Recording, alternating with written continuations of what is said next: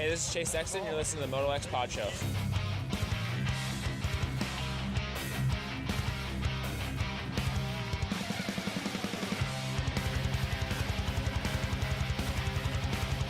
What's up, you guys? Jeremy McGrath here. You are listening to MotoXpod show.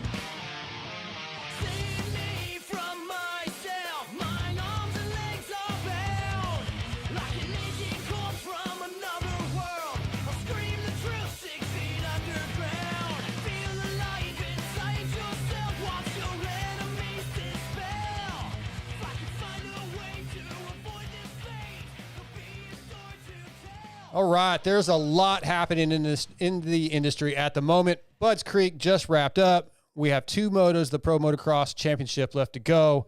Will Jet go undefeated? Then there's silly season things coming up. The inaugural season of Super Motocross right around the corner. There's 3 rounds of MXGP left and a lot of silly season news going on over there, Scotty. If you want to know about all that stuff, listen to the MXGP podcast that Lewis Phillips and Adam Wheeler do. It's really a great podcast. And then there's MXON right around the corner. So a lot of stuff that we're going to talk about. And we got there's some bombshell rumors going around that we will talk about. We don't have anything definite, but we're going to talk about that tonight on this edition of the Vital MX MotoXpod show presented by Racetech and Boyesen. We're going to get into all that stuff. We've got a great show with Star Racing Yamaha's Daxton Bennick, Orange Brigade team manager Daniel Blair, and Outlier Athlete Development's Evan Nystrom. He's a trainer for Shane McElrath and Derek Kelly. All going to be on the show tonight. First, though, in studio, as always, Scotty Thompson with the cameras. How's it going? Oh, man, it's going good. Just another day in the life. Another day at the MotoXpod show. Yeah. Ready to get this thing going. Also on the phone, he's not in studio. He's a long way away. My buddy, Lewis Phillips. Hello. How you doing, man? How you feeling today? We good? Yeah, I'm struggling a little bit, Jamie. You know, it's been one of those days. It's been one of those days. Yeah, I just thought you'd like to know that. That's what I was thinking. I just thought you'd like to know that the show isn't live on YouTube. The new one is. There should be a new one. Sorry. Yeah, it says a new one. Sorry, I shouldn't intervene. You're doing a great job. That's fine. That's why we stopped to begin with, because it said that the broadcast wasn't working. So we started over. We're good to go, I think, now, Lewis. But yeah, but you're having a struggle bus day, huh? It's just one of those days, Jamie. You know, it happens. It happens to the best of us. But you know, we're here. We're here. We're going to survive. And after the first 30 minutes, your show will get a lot better. You mean once you leave? I don't like the self negativity. That's not the case, Lewis. We love having you on, but since we only have you for 30 minutes. Let's get rolling with this. We're going to get into the Boyesen Open discussion, and as you guys know, if you want a chance to get involved and get some discounts, and then you need to sign up at Boyesen.com for the Factory Racing's Rider Support Program. It gives you exclusive access to products, yearly discounts, and maybe you can do some product testing. Boyesen.com. Get involved with that. I don't know why you wouldn't. Scotty, I've been telling you every week. I bet you still haven't done it. Why would our listeners do it if you won't do it? Yeah, I guess I'm setting a bad example. You're a poor example, poor co-host. But Lewis, I want to get into. There's been some rumors. We've seen a little bit on Twitter, and I don't know how much of this information you know, but it sounds like World Supercross might be struggling a little more than you're struggling right now. Have you heard? What have you heard? Well, not to present facts, but I think I have some facts. Oh, good. Yes. What I know that I would bet a lot of money on at the moment, because I'm very confident in my sources, is the next round in Singapore, cancelled. The following round in Germany, cancelled. The following round in Canada, 50-50. The following round in Abu Dhabi, 100% on. And then the final round in Australia, 100% on. Okay. So I don't know if that was easy to follow or not, but essentially we may be going racing in Canada at the end of October, but we are definitely going racing in Abu Dhabi in 2 months' time, a little over 2 months' time. So not great. Yeah, so what I've heard is there's some funding issues, that maybe the funding is not what it was, or they've lost funding. I don't know for sure. With these changes, these teams have to be getting frustrated. Could these teams just say, you know what, we're out, or is it too much of a loss at this point? Well, I was talking to someone about this like an hour ago, and I said to them, at this point, if WSX continues into 2024, which honestly, that has to be a question mark at this point. Like, there has to be, because clearly things are not going swimmingly. If they release a calendar saying, oh, here is our 2024 calendar, 8 rounds in these countries, they've lost confidence. They've lost everyone's confidence at this point, because there's no way that anyone will open that calendar and go, oh, wow, that looks good, doesn't it? Excited to go racing. Everyone would open that calendar with pure skepticism. So I don't know how they rebuild that trust, that faith. Basically, maybe it's just because of the job that we do, but what I'm most excited about now is how they handle this from a PR point of view, because they better be open, they better be articulate, and they better be as transparent as possible in order to rebuild that faith, that confidence with everyone. If they try and spin this like it's a positive story, I'm out. I don't have time for bullshit. Very busy man, Jamie. Yes, you Not are. got time for childish bullshit. Let's call it as we see it. Hey, everyone, World Supercross here. We're not having a great time of it, but we've got this plan in place that we're hoping is going to get us back on the right track. Thank you for bearing with us. We know this hasn't been an ideal start. Brilliant. You've got me. Thank you for being honest. If they release a PR with headline, exciting changes to WSX calendar, we never wanted to go to Germany anyway, I'm out. Which one do you think they're going to do? Honestly, probably the latter. Yeah, because you did do a podcast recently with Adam Bailey. Yes, and on that podcast, I pointed out the PR issue, and he said, I wasn't aware of that, but that's actually a good point. So let's see if a lesson has been learned. Maybe they should reach out to you to help with their PR. I am available for PRs. Scotty, I feel like with this World Supercross, so it's been consistently sketchy. It never has felt very concrete that anything's going to go well, and they've struggled since day one. Yeah, it's never seemed like they've had their best foot forward, and that they've, it was like y'all did the 3 races to get prepared for the next season, and then the next season, Lewis, I remember 2 races last year, right? Yeah, I said 3. Oh, I think you said 3. 2 races last year, and then Lewis, you said that you were looking forward to some of the changes coming up to this season, and then it was the exact same thing. They didn't really change anything, and then it's like, it's you kind of get what you put into it. I think a little bit in that sense. I will say this, if you don't mind. If this is it, and if WSX dies after Australia, or even before, in November, I will be sad for all involved that it didn't really get off the gate. If it dies in 5 years' time, then that's like, you know what? We had a good crack at it. It didn't quite work. But if it dies this early, it's kind of like, well, shit, we never really got a chance to show what we can do, which I would imagine would eat at all involved. So I hope that they can continue beyond this year at least, maybe give it one more crack in 2024, and at least show what they can do. I'm presuming they haven't done that so far. I'm presuming there's more to come, I would hope. Yeah. Yeah, it would suck if they kind of have, if they have a what if hanging over them, because you always want to feel like you've given it your best shot. I agree with that. I think it's been more difficult than they expected, but you had something, Scotty? Yeah, my whole thing is, like this sport is already kind of strapped for cash anyways, and it's like the investment to put all this into a whole new thing, like those funds, I know that's not as easy as said as done, but I feel like that money could be spent in better places, and just like the Saudi money. I mean, is that where it's all? Is that where? Yeah. So I don't know.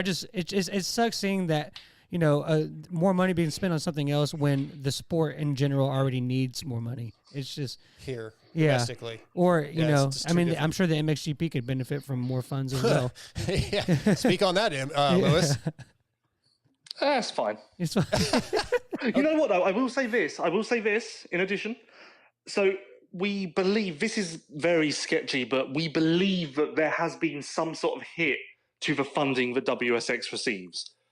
Monster Energy Supercross, Pro Motocross, and MXGP, they exist without a major investor. So it is possible for WSX to go on. It's not like every single series in our sport is bankrolled by this investment group. It is possible for them to salvage this situation, if you want some positivity. But don't you think the draw was the difference in the way the funding was presented and the way the funds were going to be dispersed? That was some of the draw with these teams. Like, would Club MX and what MDK or Firepower, would they stay over there or MCR specifically? That's a big one. Would they stay, or would they just come back to the United States and stick with this, which seems to work better?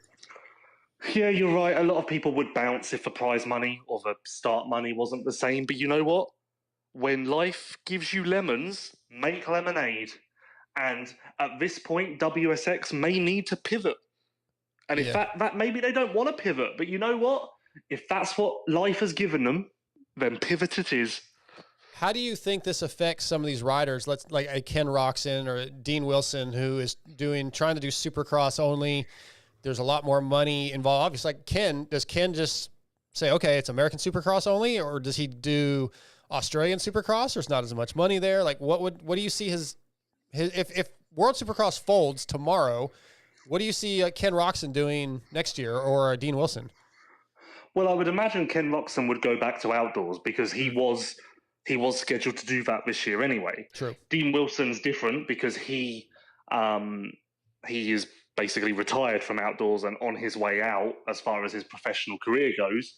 So he would be put in a bind because his retirement plan, so to speak, was World Supercross and Australian Supercross.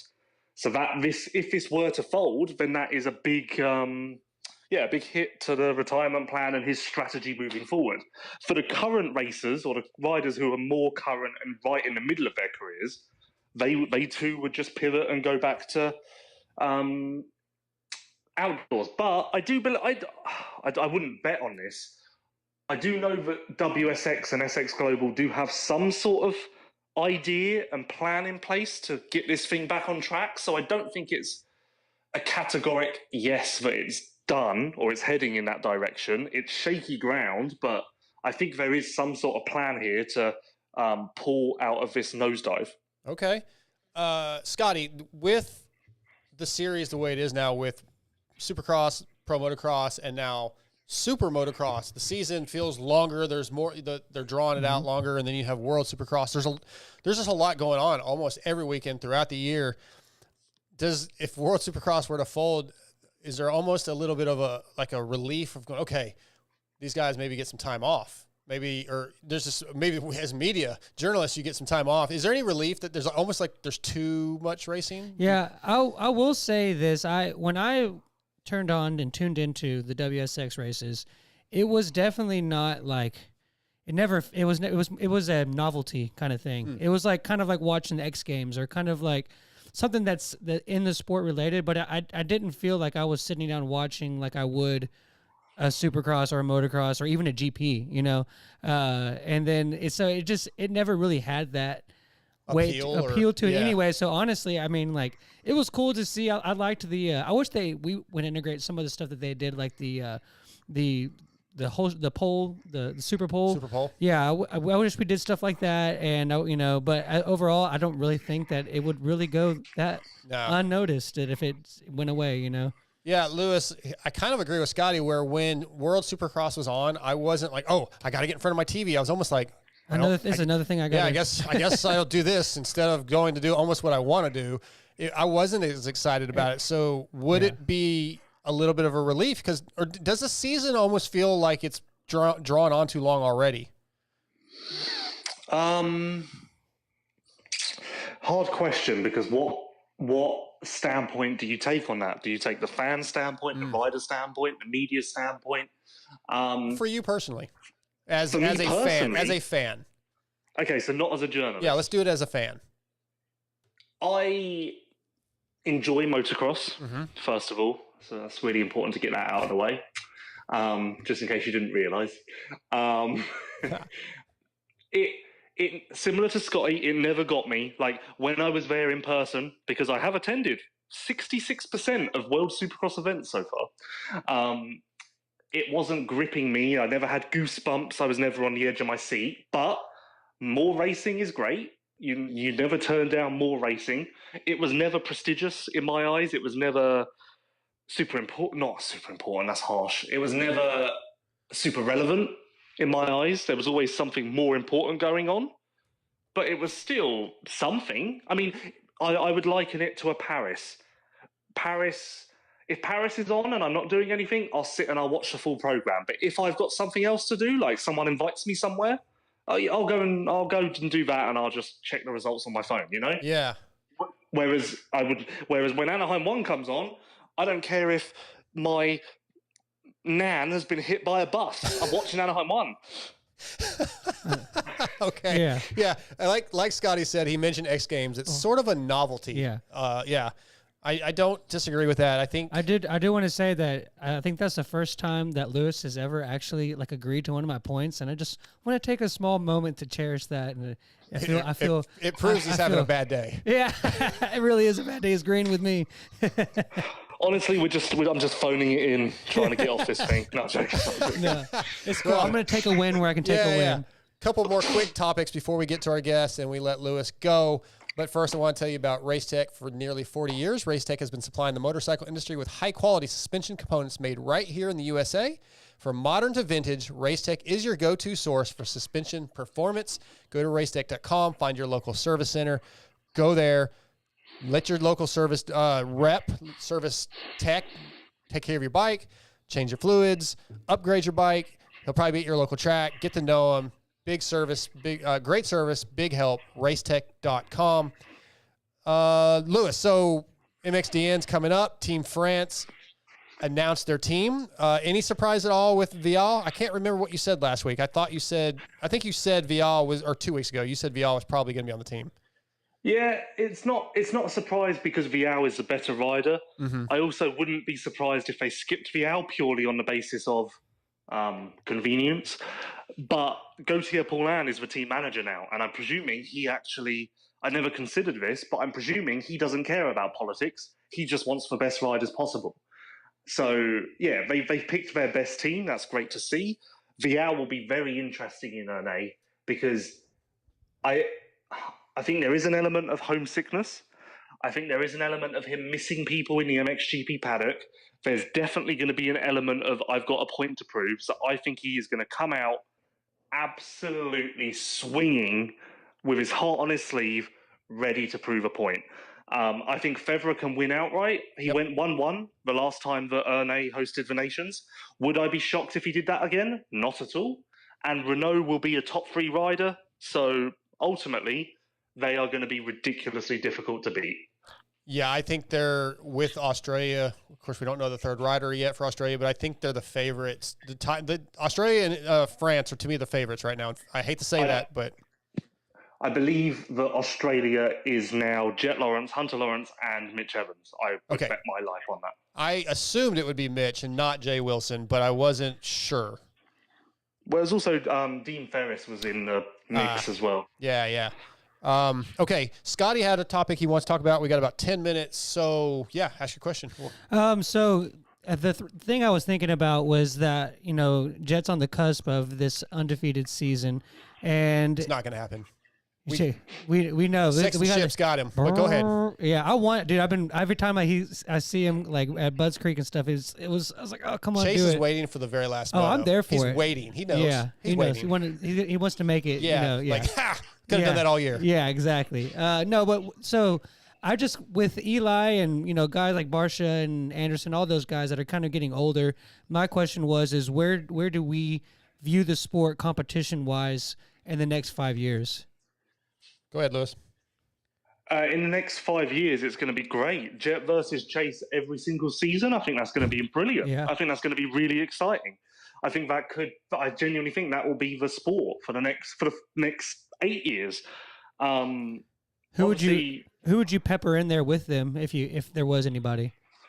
Well, obviously, if you're saying in the next 5 years, then we're going to remove Tomac, Webb, Barsha, Anderson, Cincerello from this conversation. Mm-hmm. Or maybe not AC. I guess AC could still be around. Well, I have to say Hayden Deegan because this show is on YouTube, so that would definitely win me some clout. So I'll say Hayden Deegan with my chest. Yeah. I'll say it louder for the people at the back. And where's Hayden Deegan's world? So yeah, Hayden Deegan. That's all we need. Who needs any other rider? There you go. This is kind of a side jump off of that, but it kind of made me think. Do you think that Hunter gets the same benefit from moving to the 450 that Jets seem to have? You know, Jets. The talk has been that Jets riding smoother on the 450. Do you think that Hunter gets that same advantage? I think Hunter will be a solid top 5 450 rider. Do I think that he will be able to beat Jet and Chase consistently? No. But do I think he will be right there in 3rd, 4th, and 5th? Yeah. Yeah, I agree. Yeah, I think a few of those 250 guys that are our top 250 guys right now, like a Justin Cooper, hopefully Austin Faulkner is getting back in the mix, Joe Shimoda. I think those guys are going to be like your 5 to 8 guys in the 450 class. Like your APs and your... Yeah, they're going to be the guys. They're top 10. They're good, and they may get a win here and there. But, yeah, I think the class is going to be Jet and Chase, a whole lot of that.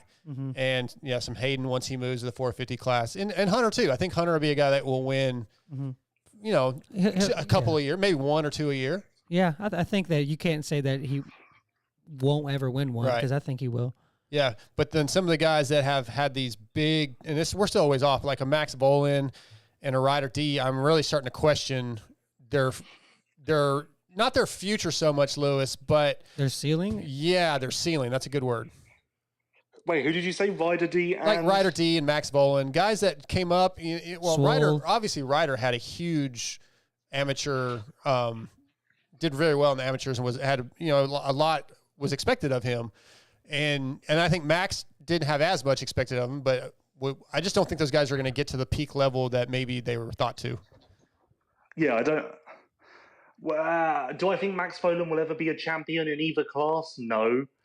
I wouldn't write Ryder D off like that just yet. Oh, I don't want to. I mean, I'm not confident, but I mean, I'll wait and see what he does in Supercross, and then with a bit of momentum under his belt, maybe the team change will do him good as well. But that does seem to be a bit of a pattern at the moment, doesn't it? Guys coming in with a lot of hype and then it just not quite working out. Yeah, I mean, the sport's hard, Lewis. I don't know if you knew that. Once you get out of the amateur ranks, it's quite a bit harder than it was. Yeah, well, we've seen lots of examples, haven't we? Even Chase right now. Chase is killing it. He's a 450 Supercross champion. He's a two-time 250 Supercross champion. If you had said that when he turned pro and basically compared what he's done now to where Faulkner's at, no one would have believed you, because coming out of amateurs, it was Faulkner. Yeah. And ultimately, ever since they turned pro, it's been Chase. Yeah, exactly. Okay. Oh, I thought you said, speaking of Faulkner, had a really good weekend. Do you think Faulkner, I say one more year probably in 250s, can he win a championship in the 250s? And once he moves up to the 450s, if he can stay away from injury, can he be a consistent podium type guy? Me? Yeah, you. Sorry. Who knows about 450s, because that's so far away. 250s, yes, I believe that Faulkner can win any championship that he lines up for at every race. I honestly believe that despite the injuries and the setbacks, Faulkner is still a really, really good rider. And I think we're already starting to see glimpses of that just a couple of races into his return schedule. So, yeah, I think that whatever coast Faulkner is riding next year, I will have him as my favourite. Nice. Okay. I like it. All right, Lewis, we're going to end your misery and let you go.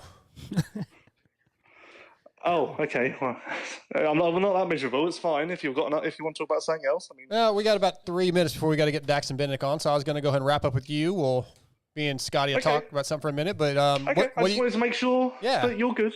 What have you got coming up next on Vital MX? Anything big? I was working on something a minute ago, but I can't really remember what it was. Yeah, you may have got a little distracted by a podcast and some other conversations. Yeah. No, I've got some things cooking at the moment that may not be out for a couple of weeks, but I've got something cooking that's going to be especially big. Well, everybody, if you're a fan of Vital MX and these podcasts, check out Lewis's everything he does, the MXGP podcast and the post race. What do we call ours? The post race show, right? Yeah. Please listen to the MXGP podcast show, because it's actually really good and I really enjoy doing it. And I genuinely am like proud of that. And I'm not really proud of anything that I do, but I'm proud of that. So even if you don't like MXGP, I think you'll get a lot of entertainment out of it. Yeah. So MXGP podcast show, please, everyone. Yeah, that Adam Wheeler guy's really good on that show.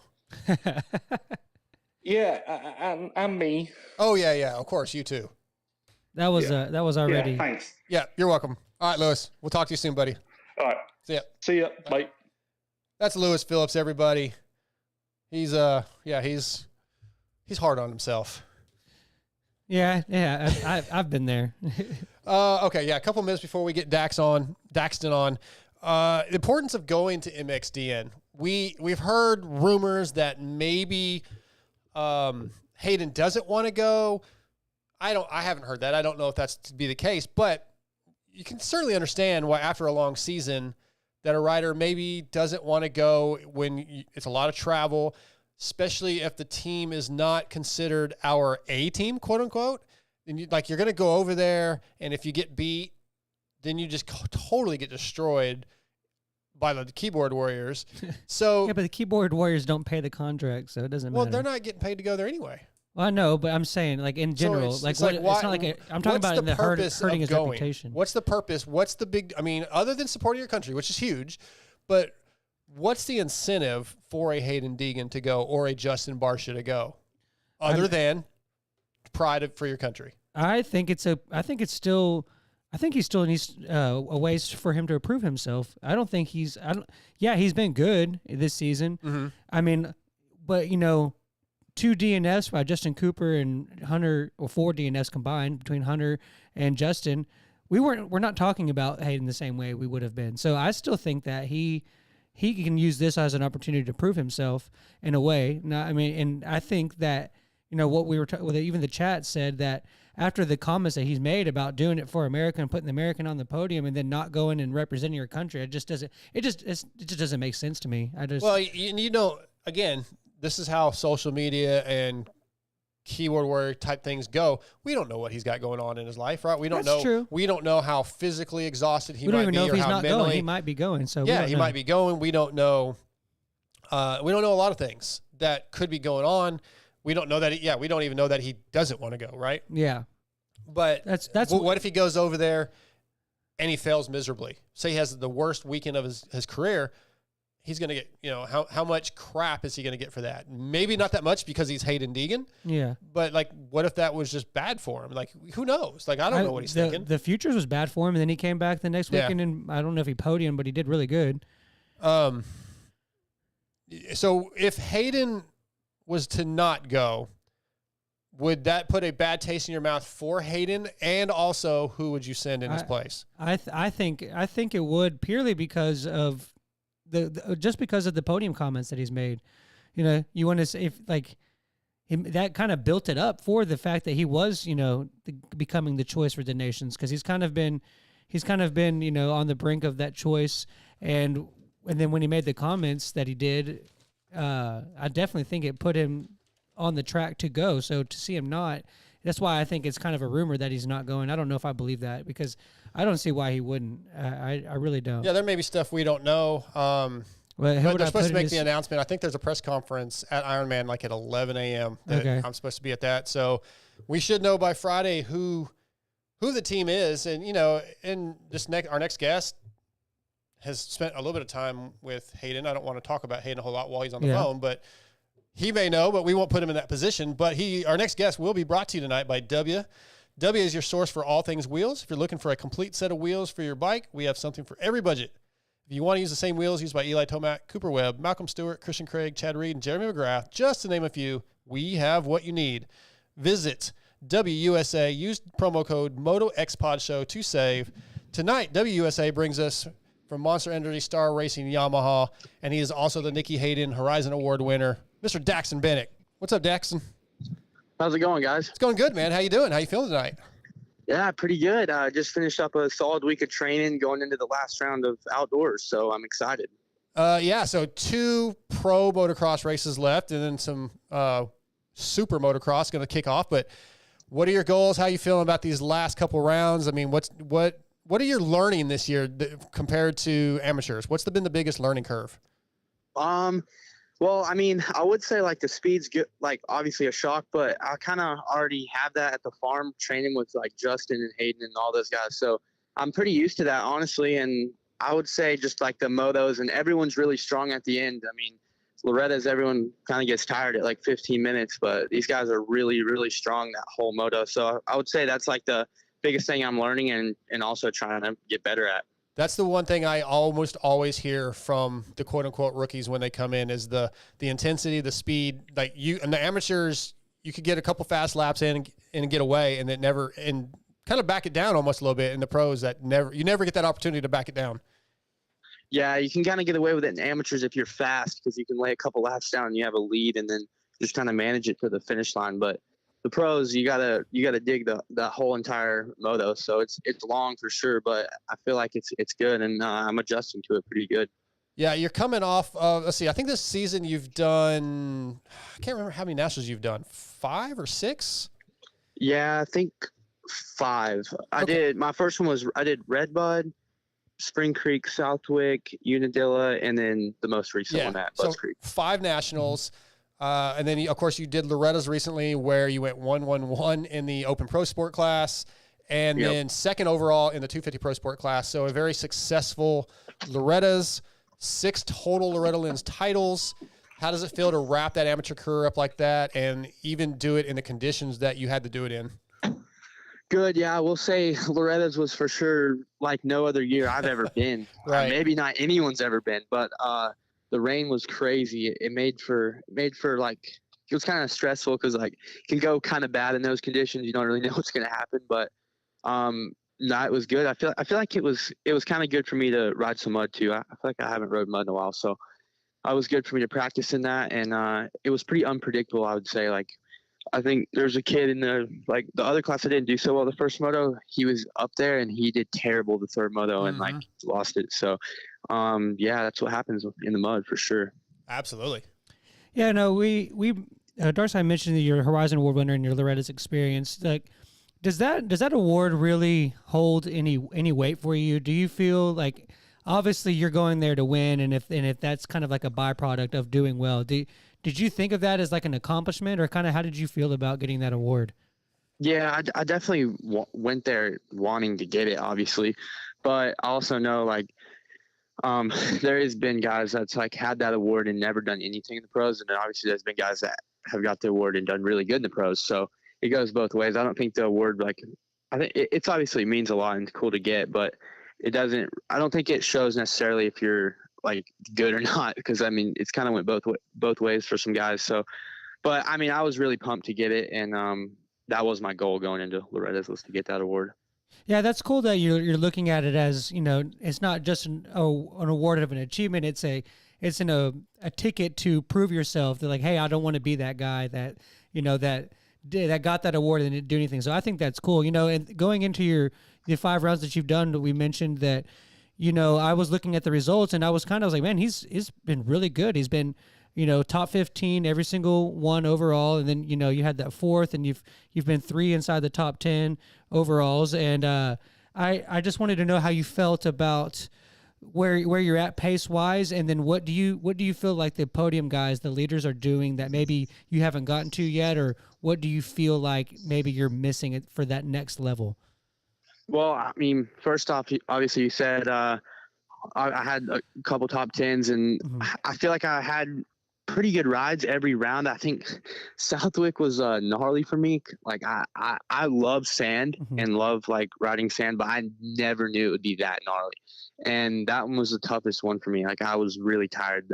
Like even the first moto, I was just riding tight, and I think I got 11th or 12th second moto, but that Southwick was really tough for me. But I feel like starts have been my problem. I've obviously had one good start, and I stayed up there for the, you know, obviously the remaining of that moto. But in that moto, I mean, I was probably 4 seconds behind third when they crossed the finish line. So I was happy with that. And I think I felt good actually at the checkered flag. So I think I could have been up there for a lot longer. So I'm going to try and get a good start this weekend and run up there again, because I feel like I learn a lot when I'm up there. Like when I'm in the back fighting the whole time, like it's hard. And guys are kind of everywhere, but like when I'm up there, I'm learning, and that I kind of just want to go into this next race with good starts and just see where I end up. Yeah, and and it's not like you're jumping into an easy field. I've talked about a few times on this show so far this season that it's been one of the most competitive stacked classes that I've seen in years in the 250 class. So to go in and get the results that you've done is impressive. I've been enjoying seeing it. Yeah, thank you, for sure. It's deep, no doubt. I mean, you wouldn't believe it. Like when you're in 20th place, like these guys are still trying to kill you. So, oh yeah.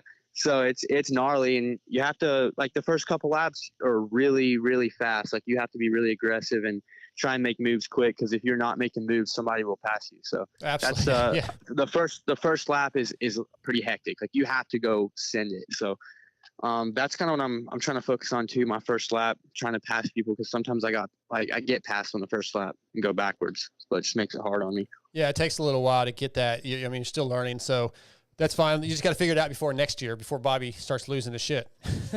Yeah. He actually he mentioned something about a top 5 at Bud's Creek, and I was like, all right, Bobby, I'll try. Yeah. But he was really happy when I got 4th. He was super pumped. But yeah, he does remind me a lot. Like this year or this like preseason thing is like just getting warmed up and seeing how I am. But he obviously wants me to win races next year, so that would be my goal, and looking forward to it for sure. I want to step back to Loretta's for just a second, because I just thought of this. I wrote an article about a week ago, kind of just contemplating what Loretta's Lynn's championships mean, and do they have the weight that team managers and riders put on themselves in the amateurs? Because, for example, you take an Adam Cianciarillo or a Mike Alessi, who both won, I believe, 11 championships there. And Mike never won a championship in the pros, and AC, only one. And yeah, so and then there's other guys that maybe only win one championship in the amateurs, and they go on to win a whole bunch of pro championships. So I kind of wondered what you felt Loretta's meant, as far as what was the most important thing about Loretta's? Was it results, or was it how you handled situations such as the weather, such as 3 motos on 3 different days, and just dealing with adversity? Yeah, I would say dealing with that for sure, because I mean, obviously, like you said, some people have a lot of success there and they don't do anything with it in the pros. And I feel like it doesn't even matter at that point. But obviously, there are guys that are really good there and really good in the pros. So it's tricky. Like everyone has kind of their own unique career, but I've always done good there. So I hope I can carry that into the pros. But I would say also, it's kind of off topic, but like the combines, obviously, and the futures are a really big help, kind of bridging the gap from amateurs to like pros. The combine obviously is a longer moto than Loretta's. I think it's 30 minutes, and the competition is A and B together. So if you're a B rider, you kind of get mixed in with the A guys too. So I feel like the combine and futures are really good, like a good stepping stone to the pros for sure. Yeah, it's funny. That was literally my next thing in my notes, was to ask you about that and what those things did to help prepare you, one, for going back to Loretta's, but then transitioning full-time into the pros. So what was the biggest thing you found out or learned in futures, combine, and all, and doing a couple nationals before you went full-time pro? Yeah, I would just say the track time and learning those tracks. Obviously, in the combine, I rode Ironman and Redbud. So I have been to Redbud before, but yeah, just learning those tracks are a really big deal before you go pro, and Supercross even bigger, because like you obviously practice on a Supercross track, but it's definitely different in a stadium, like with the people around, and even the track feels a little bit tighter. I feel like sometimes a practice track, like the triples are pretty big and like the lips are tall, but like in Supercross, they're really not that tall, so it's different. They're kind of short and steep, but I feel like that the track, obviously, getting used to riding the track and having the pressure with all those people watching. I mean, I like it, but it helps before you have to really go pro. Yeah, that makes tons of sense.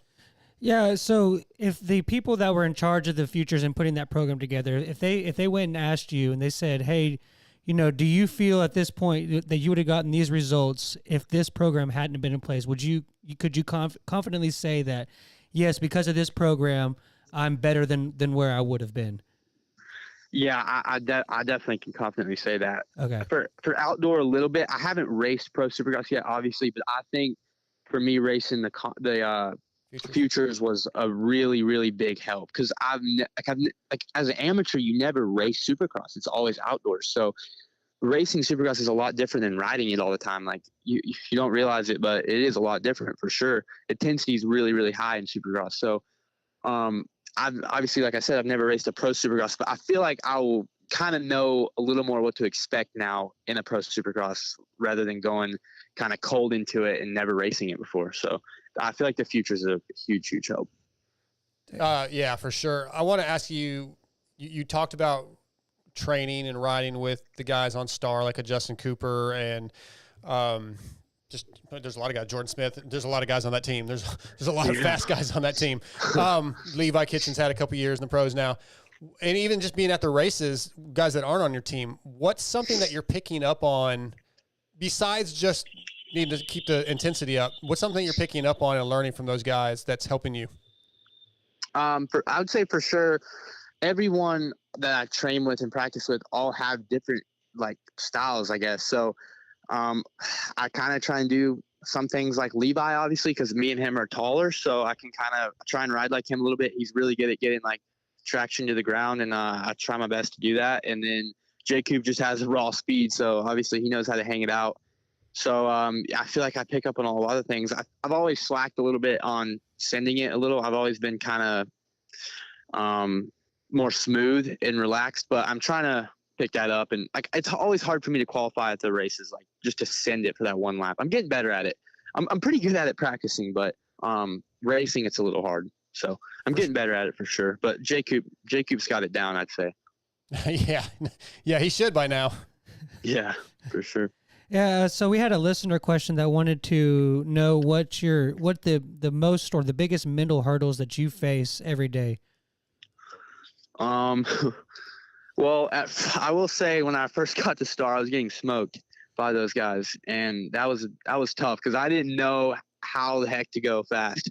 Like these guys were ripping. I mean, I got thrown right into Supercross, and they were going really fast, and I was like, oh, I don't even know. Like they're probably gonna kick me off the team because I suck right now. I was pretty scared. I'm not gonna lie, but even with outdoors too, at the beginning, I could run like 2 or 3 laps with them, but then they would drop me. So, that was mentally really, really tough. And I think a lot of kids couldn't do that because it beats you down every day, but you have to be strong and just kind of just got to push through it and know, like, as long as you keep digging and keep working, like you will eventually get there. So, and now I'm kind of on the other side of that. Like I can run with those guys now and it feels good. Like looking back, like I never knew if I would be able to go as fast as them, but it's cool to look back and realize I've came that far. Let's talk about some off the bike training. Is that something that you're good at? Like how much training do you do off the bike? What's your favorite thing to do? And what is something that you are lacking in? I would say right now off the bike training's not too much just because we're racing every weekend, but like when we're not racing, we're training a lot, obviously off the bike and on the bike. But we cycle a lot and gym a lot. Like there's no secret, but I would say cycling probably. The only real taste I've had of that before I went to Star was at Alden Baker's, and we never had really that long of rides there. So I was pretty good for like a short amount of time, but Star, we have like long rides, short rides, like we have a bunch of stuff. So I would say that, and just getting better at that, honestly. I thought you had a follow-up. I'm sorry. I want to talk. Okay, let's get into the Star Semi. There's a lot of listeners or a lot of fans around that truck. There's a lot going on. There's a lot of riders. Do you feel like any of it's distracting? Because you guys are also having a lot of fun. It seems like you guys really get along well and joke a lot. So on race day, do you find it distracting, or are you getting used to all the people surrounding it and just having fun with the boys? No, we have a lot of fun over there. Like it doesn't bother me at all, and I don't think it bothers anyone else really. Like they're obviously, we know like they're all there kind of for Hayden, but like whenever he walks out of a semi, like they freak out, but we just laugh about it. We literally just laugh about it because it's funny. Like it doesn't really bother us. So we all get along really good, and it's fun time over there for sure. Would you even do you even want that, or do you kind of like just like doing your program and kind of keeping to yourself in a way? I like it. I mean, I'm not mad if someone wants to cheer my name for sure. I mean, I like it, and there are some people for sure. I mean, I'll still sign some autographs, but like it's fun, and I mean, yeah, hopefully I can build up to that one day for sure. I mean, yeah, it's obviously a lot less than Hayden, but he has like a really good following on YouTube and everything, and a lot of people know him. But hopefully, I'll get there one day. Well, it's a double-edged sword though, because then they're just waiting for him to, anytime that he makes a mistake or does something, he's on a microscope. So yeah, there's a little bit of risk reward to it for sure. Daxton Bennick, he gets a lot of hate from it too sometimes. Like obviously you guys know that, but he like a lot of people, if he does like one little thing wrong, they all freak out. So I don't have that, but yeah, right. He deals with it really good. Daxton Bennick, brought to you by WUSA tonight. Yeah, I think it was you when I was over there this weekend, and there's a couple fans around, and I want to say it was you and Levi on the spin bikes, and I think they wanted to talk to Levi, and he said, well, "Give me a minute," and he said, "Do you want to talk to Daxton or whatever?" And they were like, you could tell that they weren't really sure who you were. Was that you? I think it was you. I honestly don't remember at all. I feel like it was you, but I know Levi pointed at one of the other star riders, and he put the fan in a position where they were like, yeah. That's funny. Yeah, I don't remember. Yeah. Okay. Well, that's funny, but yeah. So I haven't looked at the points. Are you gonna make Super Motocross? Yeah, I'm in. Okay, I couldn't remember. For the LCQ. Yeah. Okay. So. How big of a deal is that? That's a payday. Yeah, I don't know. We don't know really the plan about racing it yet, but okay. I am in. So, if the team decides that they do want me to race it, or we'll obviously all talk about it, but we'll make the right decision. And yeah, I mean, if I get to, that'd be sweet. If not, then we'll prepare for Supercross. Yeah, Daxton, and kind of change the subject a little bit. You mentioned earlier, Bobby was trying to get you to, give me the top 5 today. And I was thinking about your interview today, and I was going back to a video I remember seeing a couple months ago when you signed with him, and y'all were all in the trailer, and it was a cool video to see the process of you getting to sign the contract and making that jump. And it seemed that you had made a pretty good impression on him and that he was proud of you. So I just kind of wanted to know how you thought of that process, how that process went down, and what you think about Bobby and what you respect most about him. Yeah, so I feel like a lot of people I think know, but I turned down a really good KTM deal, and to go to Star for nothing, and I was promised nothing at all, just if maybe I won, then maybe I could get a ride out of it. And I put my head down and worked really, really hard, and to be able to come out of a 6-month tryout deal kind of thing and get a 2-year pro deal, I mean, I'm really, really pumped, and I worked really hard for it. So I earned that. And Bobby respects that a lot too, that I did take that. I took his deal with nothing pretty much. So he respects that a lot. And yeah, I like Bobby a lot. He's hard at times for sure, but it's good, and he pushes everyone on the team really hard, and he expects I mean, everyone that isn't racing, the mechanics, team managers, trainers, everything, those guys work 100%. They're all in. So he expects us to be the exact same, and we are. So the team's expected to win, and that's what we do. So no doubt about that. The team is very successful. He is that old school, like 80s football coach kind of guy, from what I understand. I've never really had a long conversation with him, but that's definitely what I hear. He can be rough. No, he can be for sure. Yeah. But it's good. And I think some riders may not be good with that, but I feel like I've done pretty well with it, because he's put me under a lot of pressure, and I've done well for the most part. So I mean, I'm pretty happy with it, and I don't mind it at all. So yeah, that personality doesn't fit well a lot with this new generation. But yeah, I think motocross riders are a little different breed than some of the kids coming up these days. Yeah, they Yeah, for sure. Yeah, I agree with you. You can't be soft. Yeah. Yeah, no, you really can't be. Like you have to perform under a lot of pressure at Star. So, yeah, it makes me, I guess, tough, but and hopefully it makes me win one day for sure. Oh yeah, that's yeah, my goal for sure. Well, it's good that that you went to the place that obviously has the proven track record as the best bike right now, and so that pressure is expected. And it was cool to hear you say that Bobby rewarded you, because he definitely seems like the risk it to get the biscuit kind of guy. So I thought that was cool how that handled. Hey, we did have one listener that wanted to know what your favorite track's been so far. I would say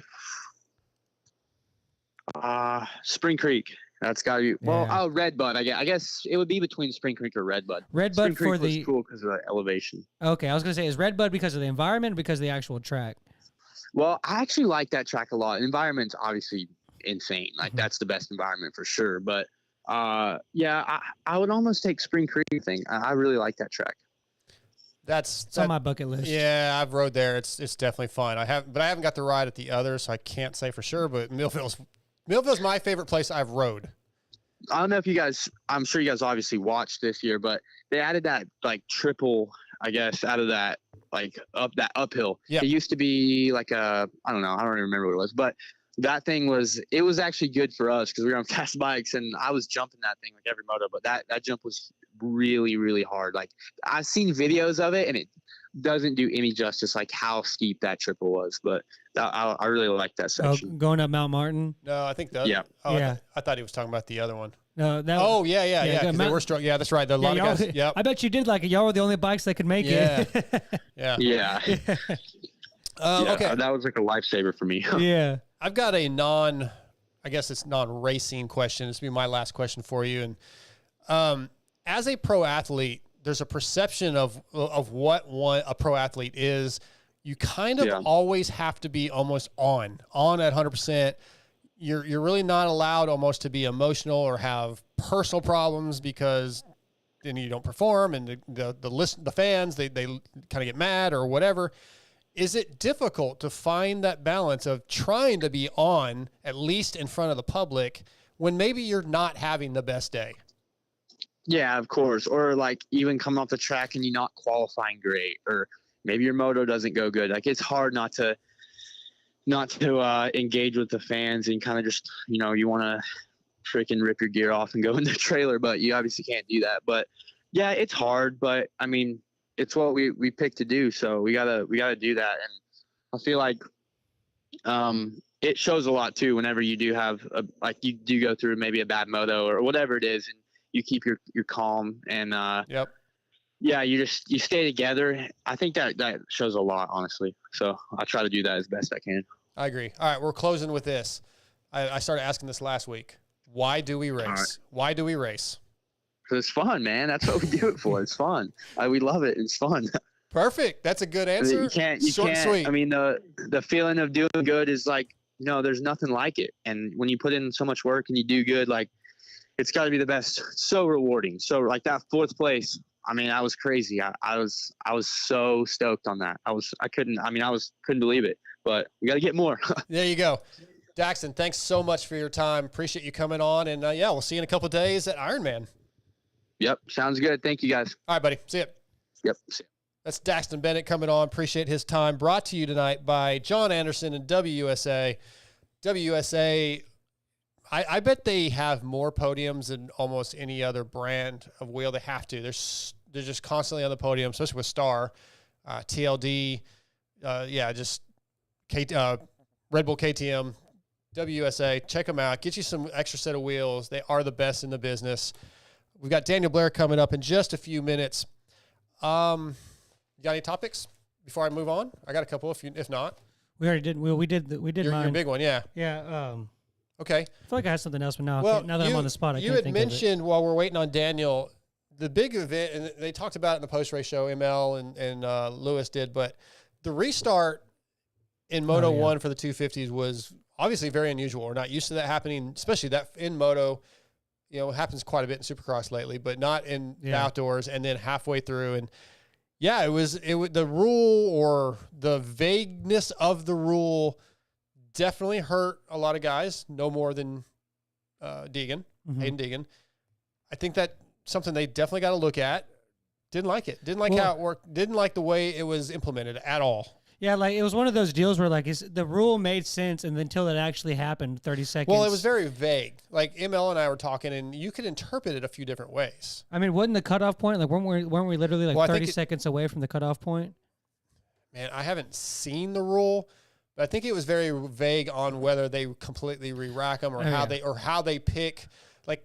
Like technically, I think Deegan should have got first pick on the gate, but that still doesn't ensure him a good start. So I just think there was some vagueness in it overall. Yeah. But I mean, it basically like I do feel like single file restart, and I've heard a lot of people talk about, well, there's not enough room, but if you lined up 20 and then the next 20, you could do that too. You got to have somebody stand there. Like the first 20 got to go, and then the next, you're standing in front of the second 20 while the first 20 is going, and then I definitely re-racking them doesn't work. No, I mean, well, the end result of that was that basically the first 15 minutes of that moto had no relevancy to the result. Yeah, it was like what's the point? Yeah, of like that? Michael and Lewis said, the only thing that rolled over was the penalty.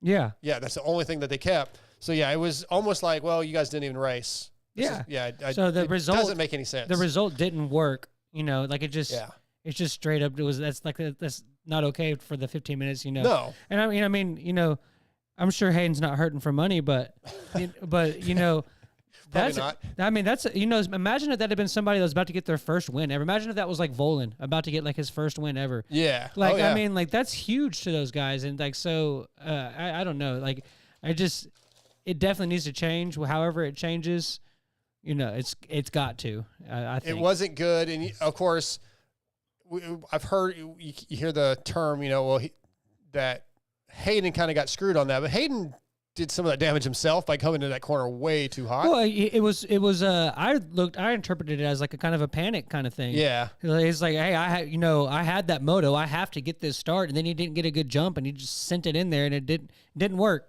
So I mean, I know a lot of people are mad, and I think people have a right to be upset with that. Probably no more than the Deegans, but yeah, hopefully we see it fixed. Hopefully some of these rules, now that Supercross and Motocross are one, maybe there'll be a little more, kind of everybody get together and making the rules all, what's the word I'm looking for? Like, not the same, but where they fit for both organizations, both race groups. Yeah. Yeah, because it just, when the whole thing was happening, I was like, this doesn't make sense. Like, what are we doing? Even the riders are like, well, then, was there, you were there, was there back and forth between it? Because they were on the gate, and then they were off the gate, and then they pulled back up to the gate. Yeah, I actually went into the media center to get some notes and stuff, so I wasn't kind of there. I wasn't out on the track while they were re-racking them and all that, so I don't know. Yeah. Not really sure, but we'll get back to that. Okay. Our next guest is on the line. He's going to be brought to you tonight by Andy Gregg and the Guts Racing crew, which have been providing the best seats and foam in the industry for years. For 2023, they have added Kawasaki to their complete seat lineup, as well as the color teal to the gripper material options available. Also new for the 2023 are options for your e-bikes. They have complete seats for the Talaria and Super 73 and covers for the Segway and Sur-Ron. And they have options for the Honda, KTM, Husqvarna electric bikes. So please go to Guts Racing today. Support Andy Gregg and Guts Racing. Get yourself a seat cover. Tonight, Guts Racing brings us my buddy, Daniel Blair. What's up, DB? What's up, man? How are you? How you boys doing? We're doing good. What do you know about Andy Gregg and Guts Racing? Man, I know a lot. I know he, well, I don't want to tell those. I can't tell all the stories. I got some good Andy Gregg stories. They're from our youth when we were a little wilder. So I bet you do. Out. We don't have a lot of time with you tonight, DB. So I want to start with team manager, Orange Brigade. That covers all the Austrian brands. So you had specifically 3 riders that were recently amateur that made their pro debuts this weekend at Budds Creek. Talk a little bit about you guys, Juju Bomar, Casey Cochran, Mark Vinnis. Talk about their days, what you were there for, what you were expecting, etc. Yeah, it was a lot of fun. It's that first national. So I think it's really exciting for all these kids and their families, just because they've they've been like little kids riding mini bikes forever and sitting on the side of the fence. And now all of a sudden it's getting closer. They're on 250s. And the next thing you know, it's like that day. And so it was really cool to be there to see all three of them. Their stories are all so different. And I guess expectation wise, I didn't have much. I think the field's really deep right now. And I think Budds Creek is a pretty good, like a good landing pad for some of these kids to race their first national. I think it's kind of jumpy and kind of choppy. So I really thought the track mixed with the competition, it was going to be just kind of a mess in there from like 8 to into the 20s. And that's kind of what we saw. I think both motos at one point, I think Moto 2, Pierce Brown was like 24th. He was at the tail end of a pack of like all of them. It was like literally 8th to 24th. And so they all had their own experiences in that pack. So Juju obviously did the best on paper. His results were really good. And I think for him, everyone really bought into the Supercross because we saw him on pictures, on television. It's not that rumor from the test track thing where you hear about someone that's, he's getting fat. No, we got to see these kids like race on screen this year. And so you got a chance to see him and it looks pro, like he looks ready. And then the big test is on motocross. Like, can you do that? Can you match it or be in that same world that you are indoors? And I think he answered that more than even I expected. To go 11.9 and even the way he had to do it with the red start and, he nailed the restart with a good execution. So that's a high pressure moment for a first time kid. Mm-hmm. And so to walk away 11.9 on the first outdoor, like after what we saw indoors, it looks like you've got a complete package there to work with. So no, it was great. It was super awesome to see him make his debut. Yeah. And that was like, this has been a big year for him because he was not signed to Orange Brigade going into 2023, his results, and I know you also look at the kid as a kid, like what his personality is like, how he deals with adversity, et cetera, et cetera. So you looked at the whole package, and yeah, he's definitely held his own. He's held up to his end of the bargain so far. Yeah, and it's funny now looking back because the one thing with him, say a few months back or like right before he got the deal in Supercross. It was so much potential and so much skill, but there was always like little issues and little problems. Some of them weren't his fault. I mean, I watched him last year at the Combine, and he probably could have won that day, but instead he was on the side of the track. Bike was having issues, and then sometimes it would be him. He would mess up a moto, and it was like the potential was all there, but it's like the bolts weren't all tightened, and then I think for him is, maybe I'm right, maybe I'm wrong. I think Davey Millsaps will agree with what I'm about to say, but I think Davey really got in there and turned him into a pro, like started treating him like a pro and acting like a pro. And I think everything got better from everything got better and it tightened him up. And then the opportunity comes, perfect timing. Gets the ride, and then what you saw in Supercross was a kid getting all the pieces to the puzzle that he needed, which was support, the right coach, the right people around him that believed in him. It was just a really good circle, and boom. I mean, he shredded in Supercross, and now he goes to his first national and looks like he belongs with all the guys. He's one of them now, and it looks so normal to him. I can't argue with that, and of course, Casey Cochran already had a lot of hype, so we know. We kind of have high expectations for him. So I really want to ask you about Mark Finnis. I think he was one of the main reasons you came to Budds because he didn't have as much support as you feel like he deserves, and he probably does deserve. So yeah, just talk about Mark and why you hold him in such high regard. Well, I've had a really good year with Mark. I've been on the team for a little over a year now, like a year and a month. Yep. And I just had a really solid year with Mark and his dad, Ken, just navigating the waters and made some cool decisions along the way that really put him in a position to succeed. He won Freestone, both championships, 250 and Open Pro. Those were his first two pro races, and he won them both. Got second in Futures, even though he missed some time from injury, so he didn't even get a real fair crack at it. I think he only did 3 when he should have done the 5 if he didn't get hurt. So, but got second at Salt Lake. And the thing with Mark is he always like tries really, really hard. It's all in all the time. And that's, I gravitate towards that, so I've always appreciated the way he rides and the way he gives it his all, even when it's been up and down. We've had up and down moments, but it's all in every time. So with him turning pro and going to his first national, I wanted to be there with him to navigate First practice, second practice, like just how to go through it all and make sure that he kind of went in knowing that he had some support, some people looking out for him with some advice. And I mean, the day was awesome in ways. Obviously, it was up and down. But, man, he did some really cool things on the day that was, I mean, I'm really happy with, and I'm motivated for him for Ironman this weekend to be that much better. So yeah, some good, some bad, but the good was awesome to build off. Awesome.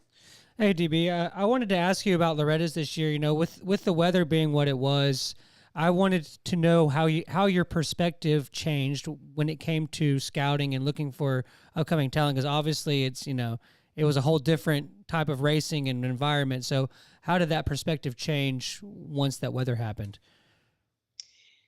Man, that's a good question, because that really does affect what you're watching, right? You'll see a kid that maybe isn't a typical top 3 kid pull a win, or maybe a kid who's won every moto and now it rains and maybe he just can't do that, you know? Right, so right. It is really hard. So I guess for me, I look at the character of the ride, you know, like Jeremy Fapani.